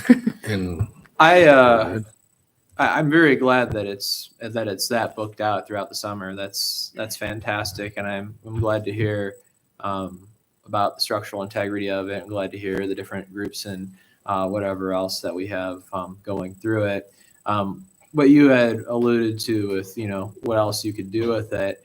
I know that we use it for events and stuff of that nature, but and this is very ambitious, you know, but I would think it would be a nice resource. We use it as kind of an event venue, which is great. Obviously, it gets a lot of people, but I always thought something along the lines, and this is a whole larger discussion of some sort of recreational center or something like that for our community to use, especially in like the winter months or something of that nature, would be really, really nice and would be an amenity that I think would add a lot of value to the city and potentially the value of people's homes. I think a recreation center would go a long way, but I think that's an ambitious thing. And you know, if anybody ever wanted to explore it, you know, I think it would be awesome. But I mean, there's a lot more to that, I'm sure. So I didn't know if anybody from the Dickinson House Foundation had anything that they wanted to add. My big thing is I would just love to see people. I mean, obviously it's being utilized daily for events and stuff like that, but I would like to see a lot more traffic flowing through it ultimately. I think that would be really nice because, I mean, you have people who book it for different things, but it'd be nice if it was kind of just a daily thing that people used. But again, there's a whole lot of things that would go into that. Of course, I understand that, but I don't know if you guys had anything you wanted to add. Thank you. We appreciate the opportunity to be here tonight, and we appreciate these remarks. They're very cooperative with the foundation, and we meet the first Wednesday of every month, and so everyone's always welcome to come to those meetings. And the board members are here tonight: Bill Arkins, Darlene Brown, Bev Sons, Darlene Piaja, and Fran Morrison are here tonight. And I think there might be someone that's missing, but excuse me for that. But the Dickinson House is a real center of activity, and there's a lot more goes on than meets the eye. And so appreciate them highlighting some of those things. But what we're thinking about, what are some additional things that can go on? And, we have a lot of youth activities, but the Dickinson House has an opportunity to expand on youth activities, but also to get into senior citizens activities. We were having about 5 band concerts down there every year, and they've been reduced, and, there's reasons and whatever, but I mean, that was something that was a good activity. And so we'd like to see those take a look at increased and maybe do them in a different way, but still have the concerts. And the senior citizens really came out. You get about 90 senior citizens that would be out there for each of the concerts. And the foundation, we always serve refreshments and things like that. And so it goes over pretty well. And some of the other things that, staffing, you got to have staff to be able to do these things. But some of the other things that come to mind, for senior citizens, what about some chair yoga? What about card games we've had card groups that have met there, but what about trying to bring some things like that back? The movies can be the senior citizens for kids as well. But we have a movie screen down there that is every bit as big as that wall right there that behind where Becky and Hillary are sitting, and it's probably bigger than that. We bought it years ago. It's there, and that'd be a great place to show movies in the winter. And if you want to take it outside and use it, but I mean, it does a great job of showing movies, but that is something else we'd like to see happen there. I think you hosted for the last several years, the graduation party for the 8th grade has always been there. And so, I hope they're using it again this year, but that's a great event. But, these other events can go on there, like crafts. What about if there was a senior citizen or any age group, adults come in and have a craft there once a month or once a week? And the list goes on and on that we can, talk about and think about. But the point is, there's a lot that can be done. We have some papers we're handing out, some of the things that the foundation has done in improving the building and trying to make it all that it can be through the years. And we're willing to keep working on that. It's a polling place. That computer idea, I don't know much about that, but that sounds like a great thing for kids. And I'm not sure the term we use, but it's involving computers and kids, and that would be great. We've got 2 big TVs in there. So if you want to have the NCAA finals, or if the White Sox are in the World Series again, maybe all the White Sox fans can congregate, or the Cub fans. Well, Just things like that. Through the years, the hospitals have used the place for meetings. IVCC has used it. Different organizations used to have blood drives there. I mean, so it is a place for a lot of activity. We restarted the lower level kitchen. There's a great kitchen down there that you can use. And we put a service kitchen on the main floor that you can use. So there's a lot of opportunity there. And I was thinking, why not put the ice skating rink at the Dickinson House for the winter? We're not doing it at Seneca Square anymore. There's a lot of room down there. There's a parking lot, a great place for the ice skating rink. I look as another option would be good for us. But I also want to just put a little plug in. We're having a post Cinco de Mayo party on May 12th, and we'd like you all to be able to come to that. It was really well attended last year, and we think it'll be well attended again this year. So that's Mr. Salsa's on May 12th, and that's a major fundraiser for the organization. I'm sure I could go on, but we're just pleased to see the interest of the council having us here tonight. We want to work with you and cooperate with you. The city has to go. We need their support. The city does a lot, and they support it in a lot of ways. And the Parks and Recreation Department supports it in so many ways. So we appreciate all that support. But the bowling alley, we restored the bowling alley back when the Dickinson House has a birthday, like in a couple days. It was formed May 1st, 1941 is when it opened. That's when it came up. So that's coming out. You can do the math and figure out how many years it is, but it's a long time. And so there's a lot more that can be done there, and we're there to try to help and support that. And as far as other activities, we want to expand the activities, the quilters and the chess clubs and all those things. There's a lot more activities that we can attract and have there. And so let's take a look at that and see what we can do, and let's work together and make it all it can be. And it's a good center. It brings people to town. Thank you very much for allowing us to be here. Thank you to the board members, and thank you for listening. Okay, and we got a little sheet there, some stuff we did, but there's a lot more to do, and keep it going. Thank you very much. Yeah. thank you, sir. I do. Appreciate it. So I haven't been in the basement of the Dickinson House as an adult. I have it with kid eyes and how I remember it. If I wanted to go in there, should I contact JP or you? Who I want to see it as an adult. Is there certain kind of technology upgrades we need to do to host conferences, or what do we have internet? I know that we've got surf now in There's town. internet in the building is internet. I don't know exactly with the three walls and all that, how it works down there, but there's internet in the facility, so I would expect that's something that would be readily available. But I'd love to go through it with you and show you some of the things that are going on there. We do have a smart TV technology in there, the internet, it can be, I'm sure it can be done. Okay. Anything else? We've had we even had a VTC in there, when we had a very large meeting and stuff. That was one that was bigger than we could fit in our Thank you, sir. conference room down there, so we did it down there. That's great. Okay. Thank you. Did you want Thank to do pool separate, or you do Yeah, first? so we're good with the Dickinson house, so thank you. Well, let's go around, see if anybody's gonna, But- do you have any other comments on Oh, Dickinson? I don't. I kind of pushed myself in there, huh? No, I Dickinson House is really special to me. My family helped enact it and everything, so I really want to see a good purpose and use for it. Mac? Thank you very much. Anything else? No, you're fine. Thank you. Thank you, sir. Okay. Well, I think it's always good to, Rich? whatever we can do. Now, after 30 years of waiting, I'm glad that they finally got that handicap restroom for the Oval.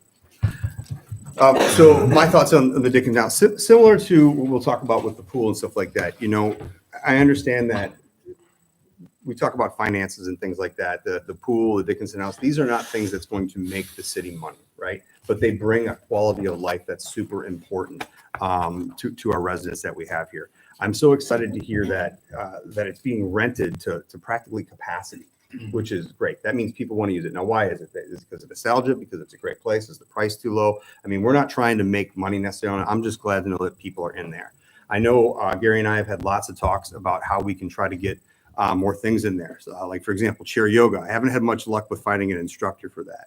I know when it came looking at trying to get a euchre tournament there, one of the things I remember I talked to Paul Danicus because I've never ran a euchre tournament, trying to get advice on how to do that. And then shortly after, I think the Elks brought back a euchre tournament. So I'm glad that it's just euchre tournaments back in Oglesby.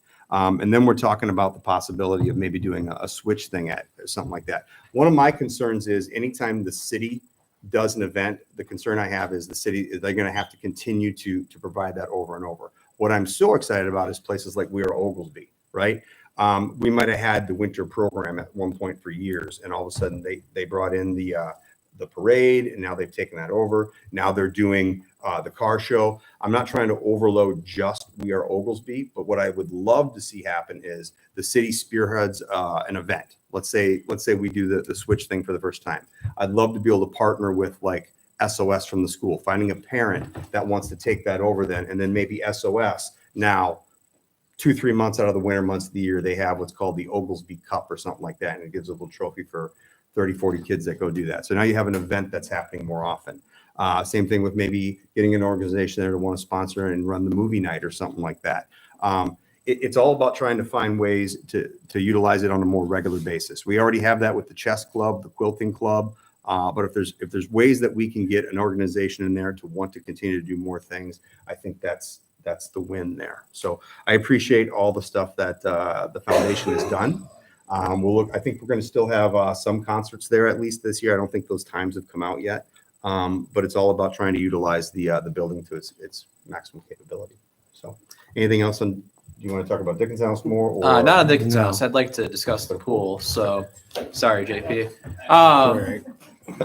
So as far as that's concerned, we talked about this before too, but I know we made, when I was still working there, which is however many years ago, we made X number of dollars in renovations to it to keep it open. And this year we put 60-some thousand into it, I think, if I'm correct. Moving forward, cost-wise with that, the infrastructure of that pool, how sustainable is it in the long term? So this is kind of a completely different renovation from what I look back from when it was back, I think in 2016, 2017, right around there. I think there was some different work that had to be done compared to this part of it. Obviously, you still got a couple pieces here and there, going into the deep end, the 12-foot area. You got two corners there that those kind of take a beating right there. They're kind of load bearing. So, that kind of needs like attention just about every year. At least a patch paint job on there. But this one came on your 90-degree corners that face outward. that run north-south. So the long side pool, east-west, north-south is the other short side. That's where the main problems are right now. Those were your two major leaks. We brought in a leak detection company. I was very happy when they went down the 12-foot end and it wasn't going into the drains, because once it started going down there, that's when you knew you were going to have some serious issues and talking about jackhammering before. And I think that would have been the end of the life of the Oglesby pool.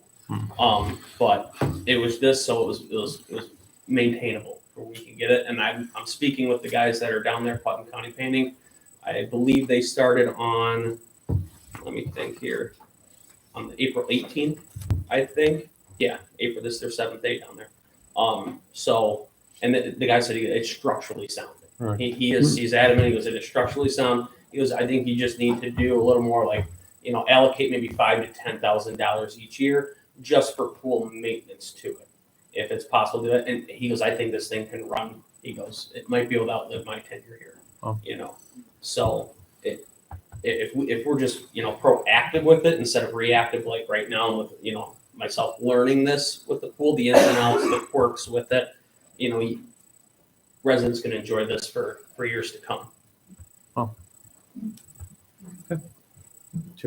Anything on the pool?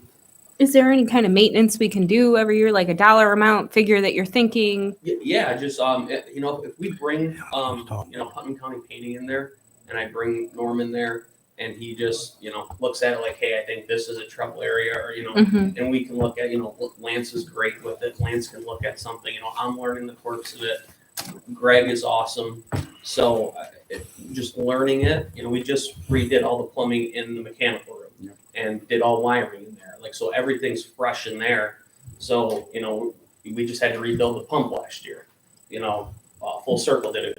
They came in, built it. The next, I thought maybe the pool was supposed to open, pump wasn't working. The next day, we were shut down for one day, and that was it. And they rebuilt the pump, for fairly cheap too. They cut us quite the deal.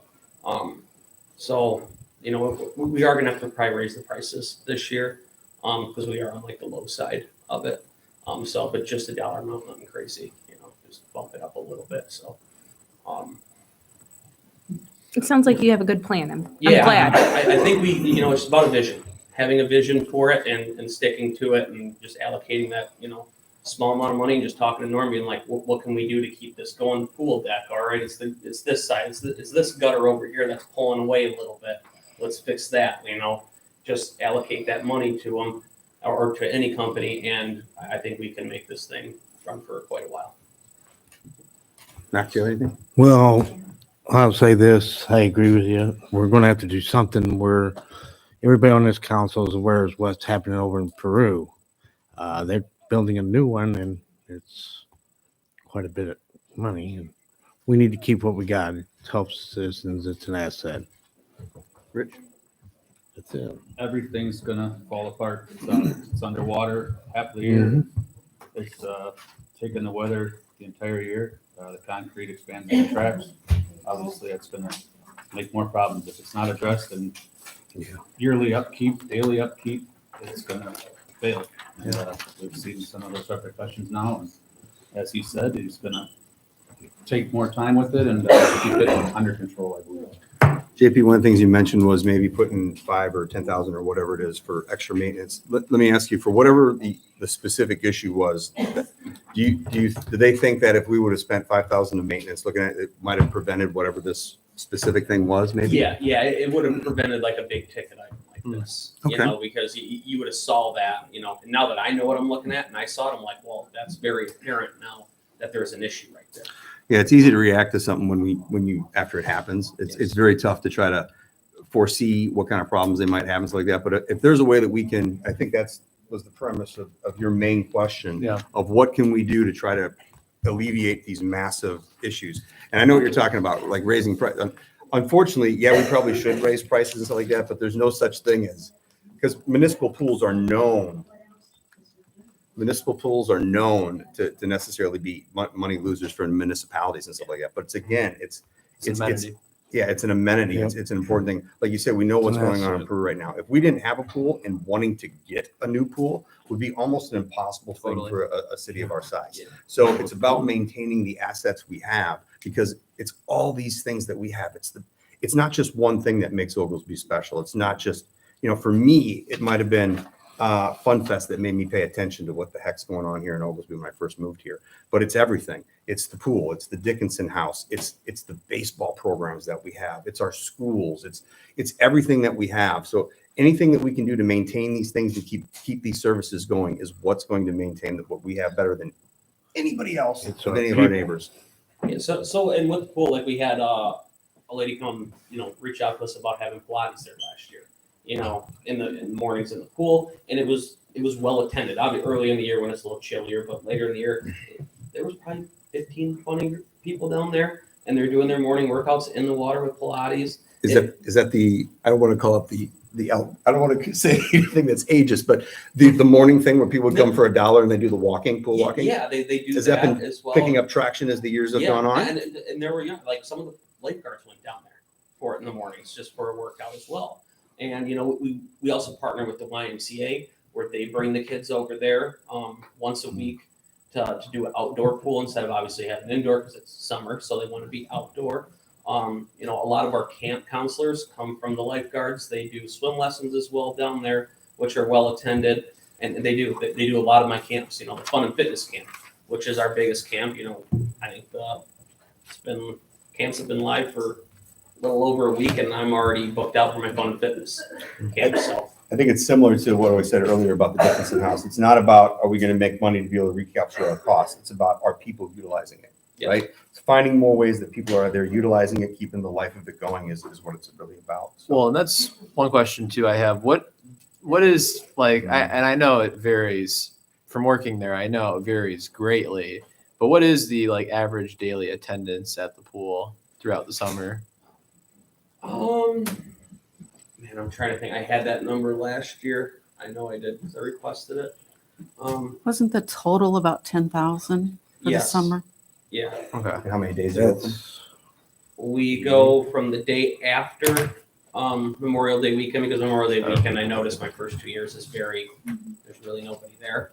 Everyone's having their parties and this and that. So we start the day after Memorial Day, and we normally close right around. It's whenever the kids go back to school because a lot of the lifeguards and staff they're in programs and sports, and so after school programs, so they're not available to. I'd love to be open until Labor Day, but it's just not even feasible.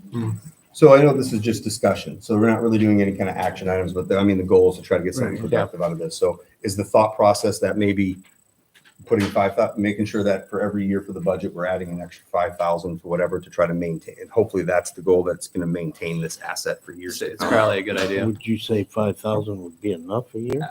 I could talk to Norm to see what he would think what would be our best. Probably I mean, a good obviously, idea. we can do a little more, maybe even to the pool deck, because it is Yeah. getting, a lot of work done to it this year.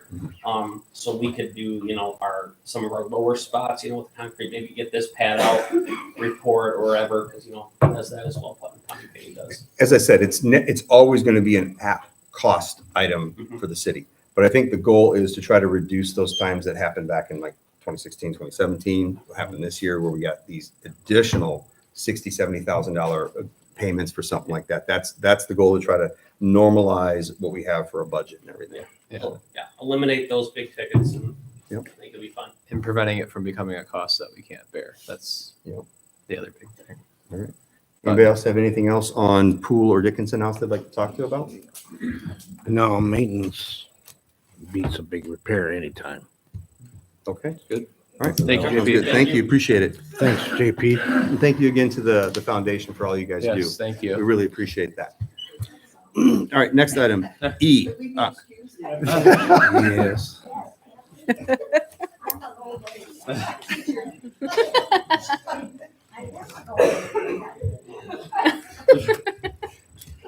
All right. Good. Have a wonderful night. I think Commissioner Thank you for Cullinan had a being really here. good point. Appreciate it. If we knew the foundation was Yeah. going to be here, we probably could have put that right after or even right before the presentation for We Are Oglesby. So Hey, you live, you learn. our bad. Thank you. Thank you. Have a All good right. night.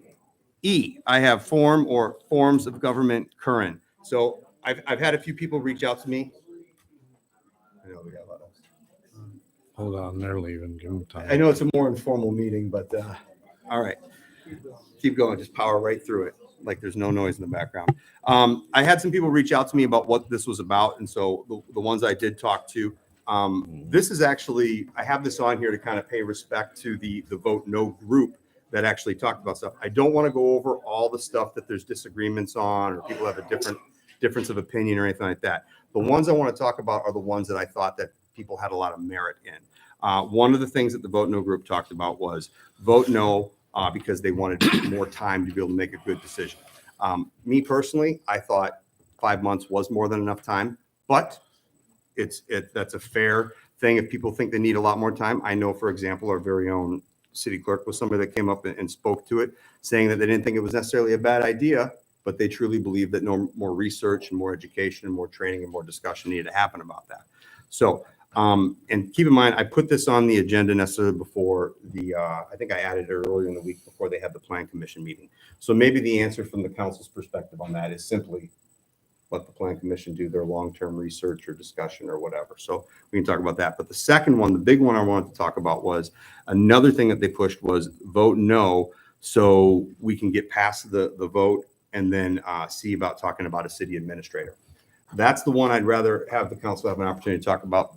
Now, keep in mind, I'm not a fan of necessarily city administrator for three big reasons. Number one, it's not a citizen-driven decision.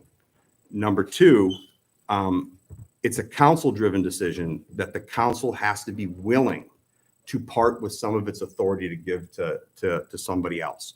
And number three, the most important one is because it's done by ordinance, it can be wiped away at any second, right? That means it could be wiped away by the current administration, or just three people that come in from a new administration could wipe it away at a moment's notice.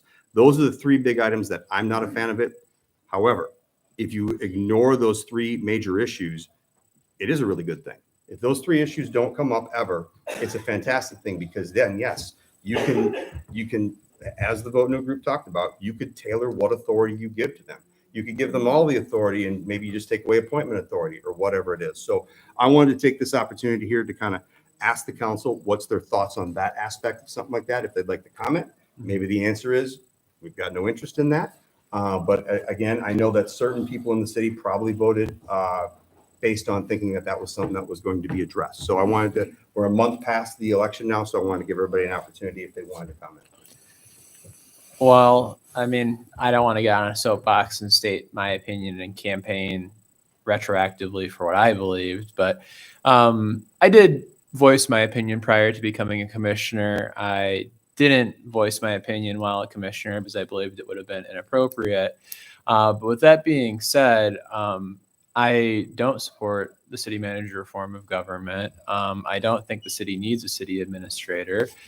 And the difficult thing, it's very difficult to extrapolate from the election results necessarily what the people of Oglesby think, because there are probably a lot of people like me that just said, no, we don't need a city manager. We don't need a city administrator.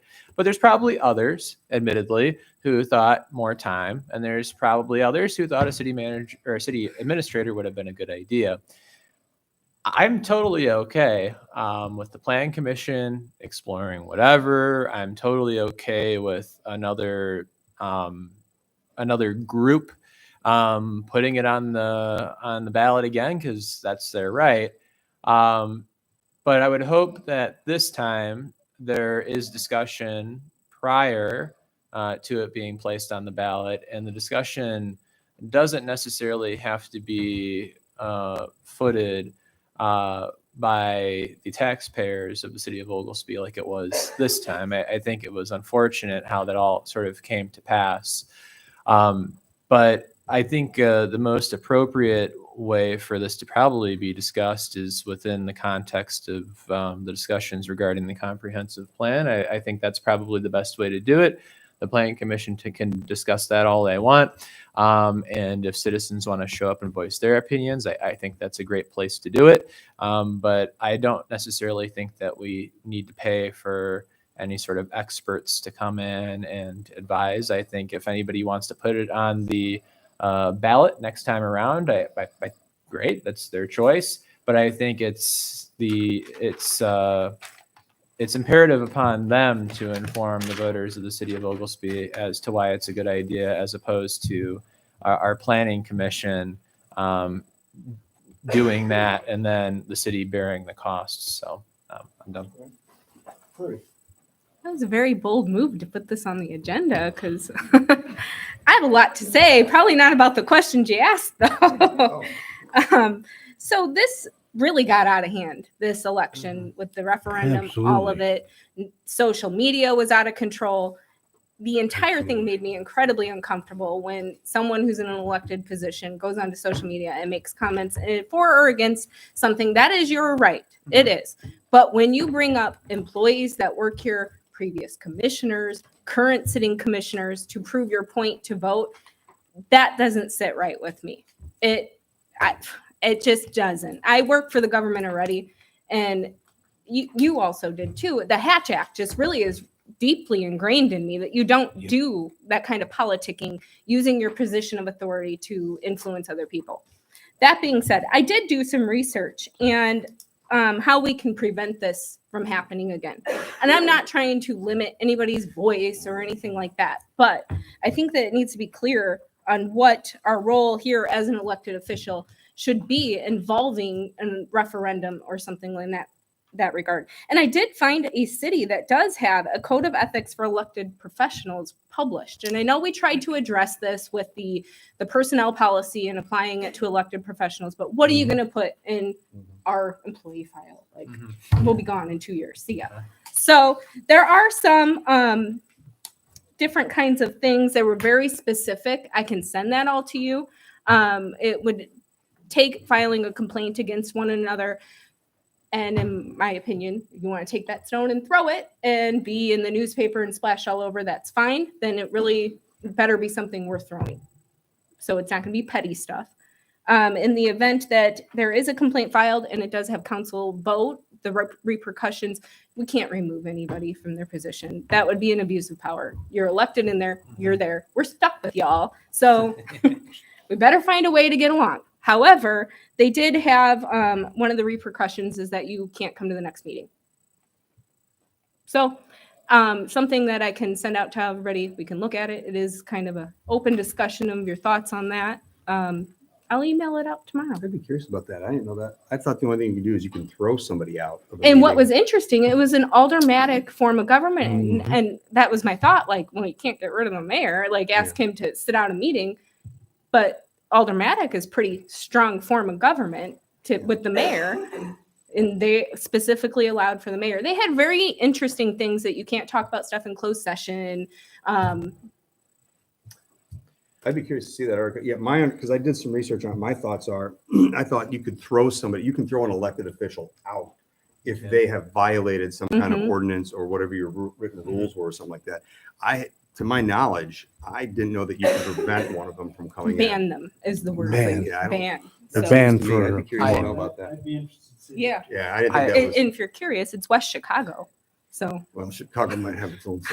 Well, the rest of you can talk. Okay, we'll go around once then first. Matt, anything?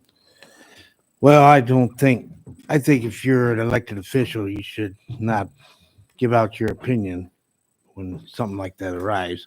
And if it does happen again, I think it should be brought up immediately before it even goes out to get signatures. I mean, that's something that should have came to the council first. I firmly believe that. That's one of the reasons why I brought it up when I found out about it and everything else. I feel that we need to let the planning board look at it and let us know their opinion, and then we can proceed from there. But that's all I feel about it. I feel more, but I'll keep that to my personal opinions out of that. All right, Rich? Yeah, I think you probably should have waited on this. I think some of the things you did were absolutely disrespectful. As I look here, as Commissioner Moyle said, list of policy here. I look at, there's 8 on this page here, and I can think of 5 of them that you violated easily. I don't understand how 961 people were roused from their chairs to come out and vote in an election. It really only pertained to one item. 678 of them said no. I don't think you understand that. You undoubtedly divided and caused undue hardship in the city. Quest for vengeance is really affecting Oglesby and preventing us from making any progress. Seriously, very alarming. Considering your actions, false and provocative posts disparaging past and current council members, employees, and worst of all, the citizens of Oglesby. I feel you need to apologize to everyone that you chose to insult and offend. And at some point, you need to be held accountable. Well, I think you misunderstood the purpose of what the thing You was put it on here. there, you want Hold to on. talk about it? Your opportunity, did you have anything else you want to add? Yeah, that was it. Okay, thanks. So I think you misunderstood the purpose of that. I can talk, the purpose was,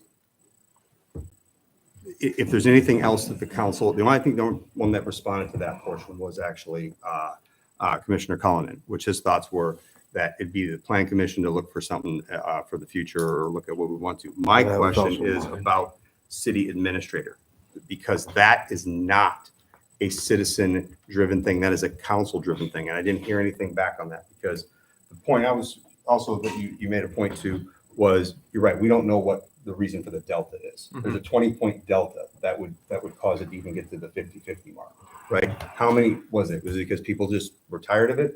They didn't care for the stuff. They didn't want change. Was it because they thought vote no now to get more time, or was it because they thought about city administrator? I don't know what that number is. We don't have that kind of data.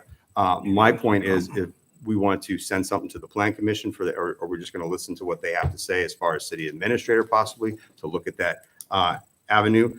The other thing I want to address as far as opinions, I think we talked about this. An elected official has every single right to give their opinions on anything, whether it's for referendum or not. You can read whatever you want, but we've looked at this in high detail. Elected officials can do what they say they want. And to say that you think something should have happened with signatures, that is not how it works. If citizens want to draft a referendum or they want to get signatures for petitions, they are completely authorized to go get signatures if that's what they want to do. So I think you misunderstood the point of what I was trying to make. And as far as apologizing to residents, I have nothing to apologize for. What I'm upset about is even at the last meeting, I had somebody come up to the thing and said, I was very disappointed in you that you insulted, that you were disappointed in the residents or disappointed in Oglesby. I never said that. I said I was disappointed in the results of the vote, which everybody has the right to do. So, but if nobody wants You to, did anything wrong? I know I didn't. We don't It's have not to. This really Yeah, isn't a we've had city enough drama business with issue. this. We don't need to litigate this. But Yeah, I mean, do we what- want to go over the other things that was brought up here that was actually wrong? Like when someone came up and made an allegation that we had 4 of the 5 council members doing secret meetings in Well, let's talk locations. about those. Would you call the Yeah. attorney general? You're good at that. okay, I didn't say anything about that to the attorney general Why not? because I don't know if it's true or not. I guys, just say can it's we an allegation. avoid Yeah. the But this is personal what I'm squabble trying- here? this is what I'm trying Yeah, to we don't avoid. need to get into that. Let's stick Can we to. talk about the mayor utilizing the mayor's page to get more viewers and using a mayor's shirt to possibly coerce people into thinking that this was on behalf of the city that he was speaking? I never He did that. wasn't? You I didn't? never did. I never said that.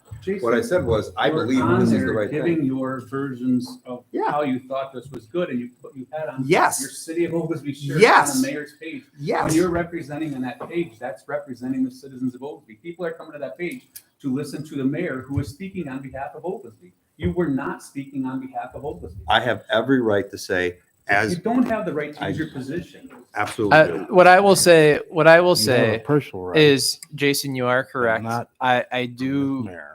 I think you have the right to say whatever you want, but I think there's an appropriate time and place to do it. And I don't think that was the place to do it. But we're talking about stuff that, it's old news. Obviously there were things that were said and done during that campaign. And there's, and people are upset about things that were said, things that were done, whatever. But we don't have to litigate that up here. But I just do think, as far as ethics, I do think that we should probably avoid using any sort of page that identifies yourself as an official, an elected official of the city of Oglesby for personal purposes.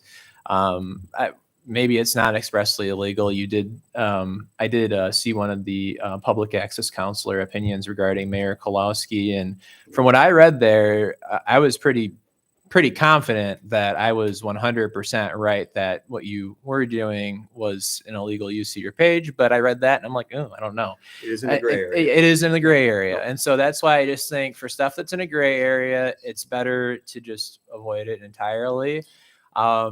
And so That's where it becomes moral and ethical. yeah, and also, and I'm not going to sit up here and moralize about this because, as I've said before, if you go back to 2019, I'm totally guilty of stoking flames on Facebook and whatever. But the thing is, I realized the damage that caused to the city of Oglesby.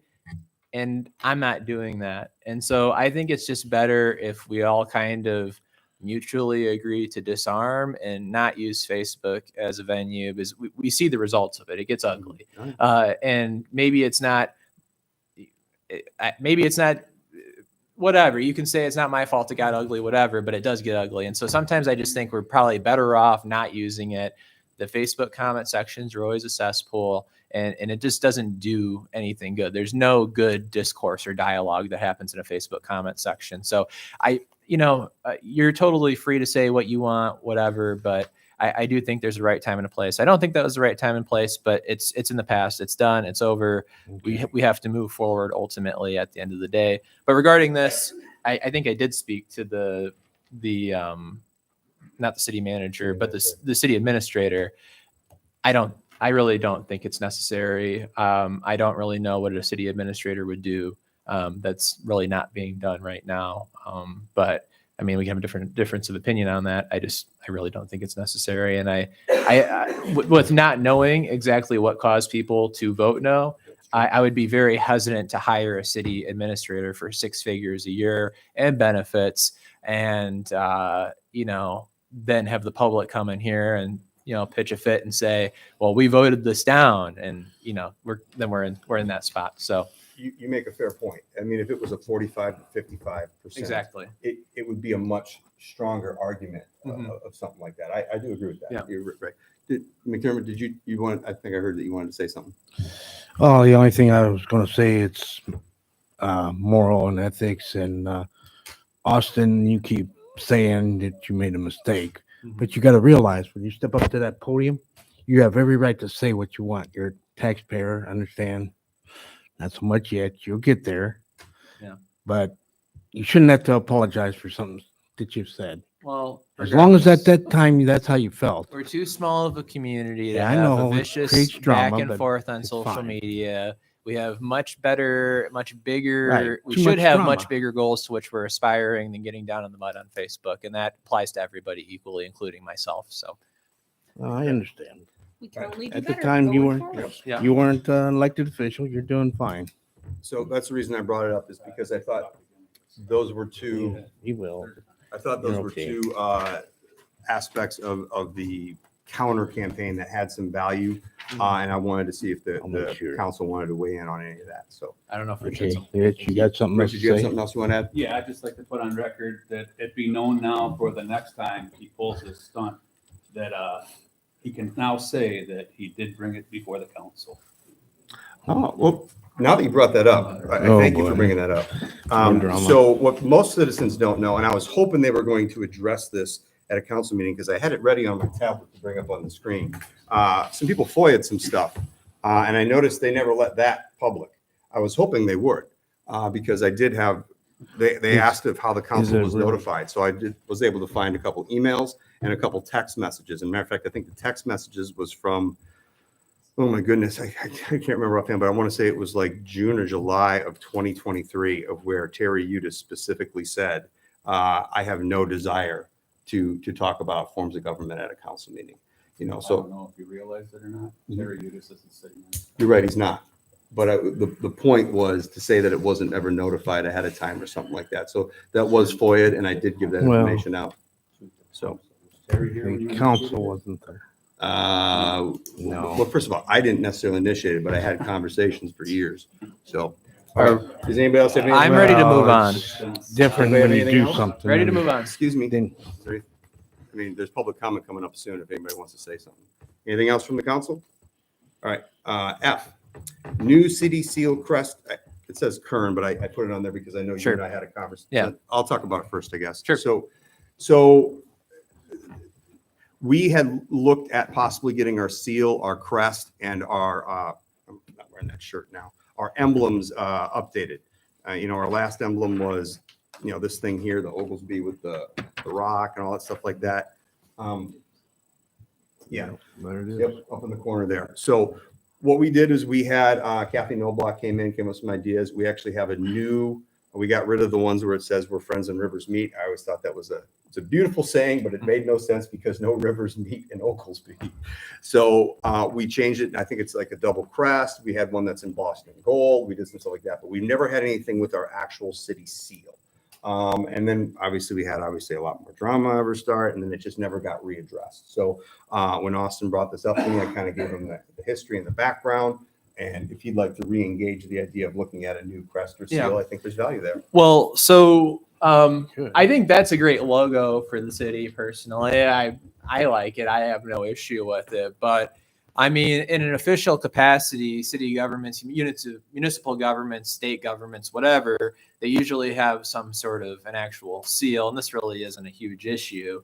But I mean, this is at one point what was being used for the city of Oglesby, and then we kind of shifted to what I would call the tourism logo, which is a great logo, but it's not like it doesn't necessarily signify or denote, I feel, as officially a unit of government. And so I don't believe this was ever adopted, because if you look in our ordinances just say our city seal is a plain city of Oglesby, whatever. There's really no detail specified. But other cities around us, whether it's Peru, whether it's Ottawa, wherever, they do have a city seal. And so I thought, I'm big on branding, I guess.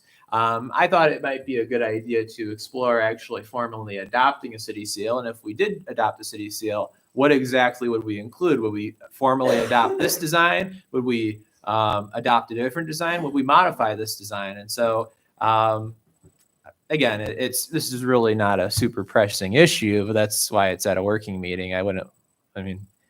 Maybe I'm wasting your time now, but better to do that at a working meeting than a regular meeting, right? So that's kind of where we're at with it at the moment. So to clarify, Kathy Noblock has already been paid, although that it wouldn't be a new expense to update the graphics on it. I think she's been paid for The services of she's already done So something. what's on your cards and what's on our letterhead that we have is the Yeah. new one? That's the design that kind of came up. We started looking at this. If you want to bring the thing back up, sure. One of the concerns I didn't like about it, when I talked about it, says that these claws, they kind of look like they're cartoon claws, but we never, so it's on some of our city trucks, but we've never officially adopted it. What Austin and I were talking about is if you look at, you don't happen to have the one for Peru, for example. I can pull it up. Yeah, so Peru's is really great. It looks like it's an official one, City of Peru. They got something with the airport there. They got they got things that's important to them. And one of the things I had talked to Kathy about a while ago is that there's a different one than that. It's right there. That one? Yeah. So I'll put it are up you there. doing something fancy there? Okay. Shouldn't it say Illinois? Hold on. We want to try to, if you want to talk about it. I got to keep everything in my head. Pen and paper's great. So this is an example of one that we talked about. I really think this is cool. It's granted, it's blurry here, but there is a crisp version of it out there that it kind of has some things that talks about what's important to them. I like that idea. I think I would have loved to adopt something formal like that for Oglesby. But again, we've had so many other things going on this past year and a half. It kind of got dropped. So if Austin's interested in that, I commend him for wanting to re-engage possibly. My question is for anybody that knows, and feel free to speak up if you do. Does anybody? So this is over at the Dickinson house, on the Dickinson house's sign. Was that ever used in any capacity as the city seal? And I think the saying is really interesting too, or the motto, or the whatever, the city within a park, especially with kind of where we're going or where we look to be going in the future. I thought that was kind of an interesting sort of logo. You know what, Austin? I think you missed your opportunity for a group of people that probably. Maybe, departed yeah, already. Yeah. maybe. But I always thought that kind of piqued my interest. And I just didn't know if it was ever different. utilized or whatever. And then, yeah, not sure. But You mentioned the trucks. Some of the trucks have logos. Are all of our city trucks marked? No. No. Is that something that we probably should look forward into doing? I mean, so we can identify think what we- is a city vehicle? I think we have limited how many stickers we had is one of the problems. Okay. I think the only one that I know that's not used is the one that's sitting in the clerk's office on a wall right there, unless there's a group of them stacked up somewhere else. Is there a box? Oh, man. Huh. Didn't know that. Just another thought. If we're going to There you update the go. logo, then we got to update the trucks, all of that kind of stuff. Yeah. But probably we should update all the trucks. How about that? Any thoughts? Well, that's a good idea. Would you ask? I know we got No Block already. Did one. Would you take like the 7th and 8th grade kids in the area and see what they come up with? I mean, what would you do? I mean, a lot of What- potential options. what do you want? I mean, There's a lot of. yeah, you have elementary school age kids, you have high school kids, you have college kids. I mean, you can really do whatever you want, but I just think it would be interesting to kind of hear maybe some ideas for it. Again, it's not a super pressing thing, but I think branding does go a long way in the long run. So, but Well, the one with the tree isn't a bad idea. yeah, Make sure we get all the way Different. around first. Rich, you have anything? No. Okay. If you have anything else with it, or I think it's a good idea. I like the idea of getting ideas from maybe 7th and 8th graders. You never know where someone has a great idea from. The only thing I'd be afraid of is obviously we want to get some kind of. You're wanting to get professional rid of artwork. the Is you can get an cartoon inspiration. talents. inspirational. 'Cause I think Peru did something similar with a flag or something recently. I thought I remember seeing they had some. I think it was high schoolers. They had designed something. I think it was a flag, and I think they put together some sort of design based off that. I'd have to go back and look, but it was recently. I think it was under Kolowski's administration. Have That you could guys be seen possible. the draft artwork for the mural that would be at Seneca Square, for example? Mm-mm. I didn't know that was a thing. Well, it was a thing. Okay. Dom would have to speak to I don't even know where it came from. But it's basically just a concept of inspiration idea. But if you look at the actual artwork, you'd be like, it looks like it's Thomas the Train on the thing. But it basically has like a train, it has the churches, it has the bridges, it has the cement mill, it has all those kinds of things and stuff like that. So it has an inspiration idea. I don't think it's ever been pushed past that point yet. I mean, we've got so many other bigger fish Yeah. to fry, but it's the idea that you can get a concept from somebody. You never know where a good idea comes from. That's true.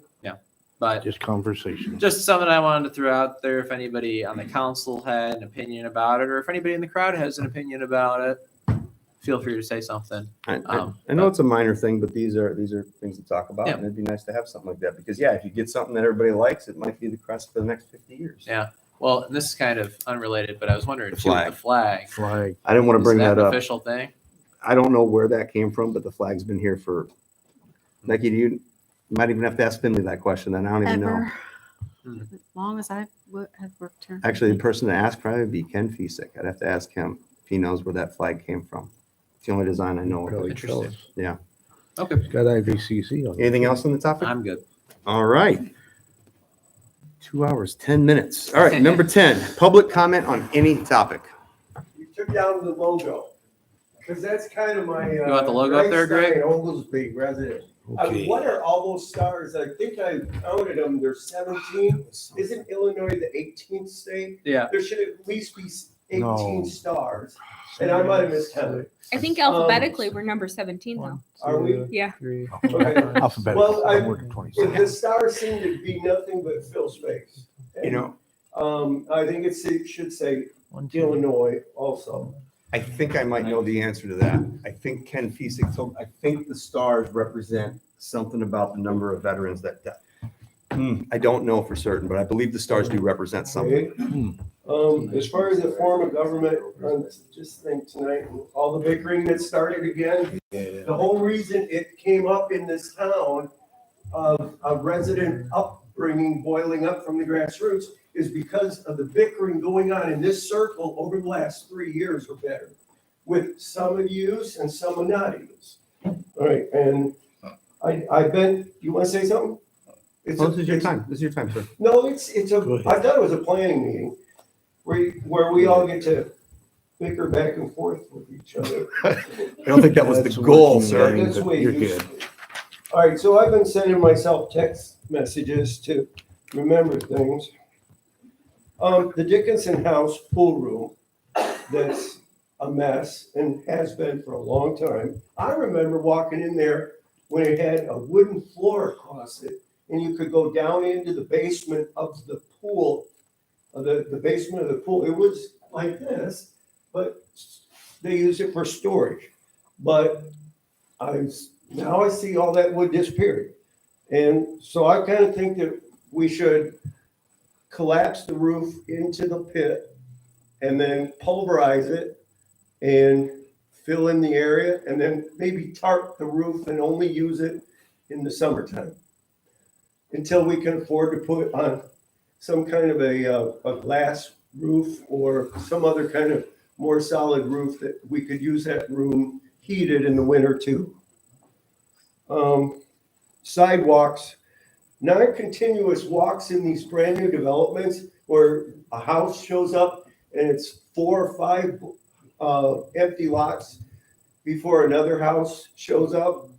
And maybe you should consider putting in a gravel base, kind of like a gravel base sidewalk that runs the entire length of the subdivision, so that at least the kids can walk on a nice smooth gravel base and it gets things rolling for a sub base for a concrete sidewalk to be poured on top of. That's a good idea. The planters, the diameter I hear was 36 inches and 30 inches tall. The setback from the curves wasn't really mentioned, but somebody brought up for doors swinging and smacking into them. And I kind of don't want to see them get out into the sidewalk too much. And then I wrote down, are they year round? It sounds like they're so large, they're going to be year round. So that means if you start taking this heavy snow pile in the winter away, you're going to have to maneuver around that stuff. I'm really not in favor of that size of a planter. And I seen one of the pictures had 3 different sizes. If you're going to do a test plot of those planters, maybe order the 3 sizes and see how it looks in various parts of town. The larger the pot, the more it's going to cost to keep plants in it. And I'm not sure whether you're expecting the businesses that it's in front of to take care of them, or the city's going to do it. The first thing that I had on my is kind of a threesome. The parade cannon Mylar confetti. Can you consider at least putting it in your letters? That Mylar confetti, I'm still picking up Christmas confetti. It doesn't disintegrate, and it doesn't. Now, paper confetti wads up like a spitball, and I don't feel like I have to pick it up. I pick up cigarette butts. I pick up trash in my little space, my yard. And I don't like I'm still, every once in a while, I pick up a Halloween Mylar confetti. But just this week, I picked up Christmas Mylar confetti. So I know you can't tell people, you could maybe ask them not to use that stuff. I don't think it's great on the sewer treatment plant either, but Water park and amenities at the pool. When I was in there at the Ducky Derby, there's almost this size of a plate between the main pool and the kiddie pool, that when I lifted it up, there's some kind of a piping thing in there for access to maybe drain the pool in the wintertime or something. Could you connect some kind of a sprinkler system? And I'd like to see a slide, like just some amenities besides a diving board and swimming. I'd like to see some amenities there. A rather inexpensive, like the one over at Fox River Park over by the aqueduct in Ottawa. It's a rather small water park. I'd like to see us get something small, start small and build out. I would recommend for suggestions like that, when they have their park board meetings, that you go to the park board meeting and say, hey, these are some things I'd like for you to consider, and then they'll look at that. Because we tend to follow what the recommendation of the park board is when it comes to either a grant we're putting in or some kind of amenity that we go for. So I would recommend that that'd be a good venue to talk to them about that. I've got a picture of that one over there, but I couldn't find it in 15 minutes. The last thing on my 3-part thing here was the wastewater treatment plans and the 3 bids that were placed on file. Are they here? Can we see them here, or are they at Chandler's? Should have plans on file if we place it on file. Yeah. Or the plan, hold on, sorry, plans or bids? Both.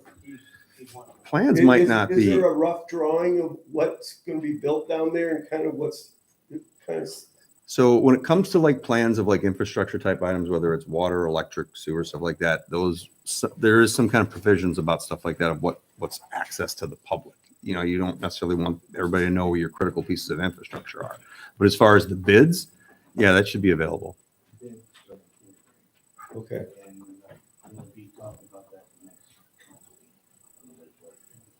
So this access road that you bid out to Boars, I think, is it kind of a horseshoe loop for semi trucks to be going in and out of? When it is, so we're just in one way, it's another.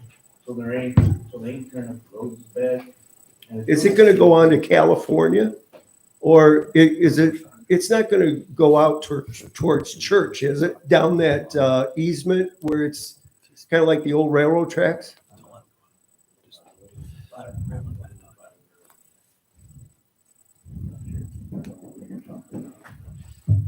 Okay. Well, kind of like to see the rough So plan. Greg, keep in mind, I know it's not a regular meeting. Normally we have only 5 minutes for count. So I mean, because it's more of an open meeting, if you have something else you'd like to say and like to wrap up, please go right ahead. I'm done. Okay, thank you. All right. Is there anybody else like to add anything for public comment on any topic? Oh, okay. It's 8:20.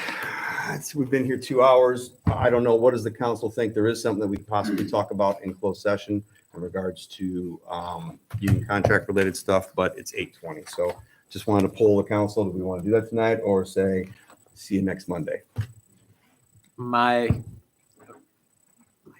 If it was really that urgent, I could stay, but I think other people have things to do.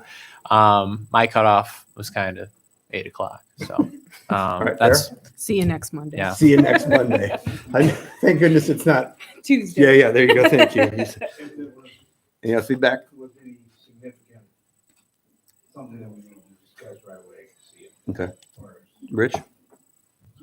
My only concern is I heard that there might be, have you got the correspondence that something might need to be done on the 30th or the 1st? Or is that being pushed off now? You sure you don't want to meet with the council first before you have that meeting? I didn't think that our attorney told us that we needed to meet. He was just going to look at it and talk to their attorney, or their representative. My only question is because if they give us the stuff on Tuesday, if there's a concern that they're going to want to have a response from the council and the council hasn't been briefed yet. So, but Everybody can go ahead and get what Becky prepared for today and take a look at it and get back with any sort of opinions, ideas, suggestions. Okay. From their attorney. All right. In that case, looks like we're going to wrap it up. Number 11, adjournment. Can I get a motion to adjourn? I'll second. Roll call, please. Baldridge. Cullinan. Aye. McDermott. Aye. Moyle. Aye. Curran. Aye, we are adjourned. Thank you much for a very mostly cordial meeting, so we're good. All right, could have been a lot worse. I thought it was pretty good. Always do worse. I might have stepped on your toes a bit. But Why? No, you didn't. well, I kind of jumped in there. And started Well, asking some more you know technical more about things than I do. I'm not. I'm the one person on this council that'll tell you I don't know everything. Anybody that tells you that they know everything, they know nothing. Well, thank you for sticking that out. I did apologize. I did step into it. I want to apologize. That's fine. Okay. If you see something that I need to be corrected on, let me know. Well, I just thought I think you guys did helped. good. I had the information and I was trying to figure out exactly what Greg was talking about the road. see, I can't tell you. I didn't look at those plans, so I can't tell you. Well, I did, but if he would have stayed, I would have talked to him about it. I'm going to say something at next meeting about it. Hope I sounded okay. No, I didn't hear from Aaron today, but he said maybe it'd take a week to get those signatures. I think he probably got them today. Did you? Well, you also listened to what I said. And it just takes one of each family. Yeah. We're on the same page, right? Yep. Hey, you know what's going on with the deed for the extra area behind Dickinson House? All right. It's probably in their attorney's hands. You know how quickly they work, right? I just wanted to make sure I wasn't No, dropping the ball. you didn't drop the ball.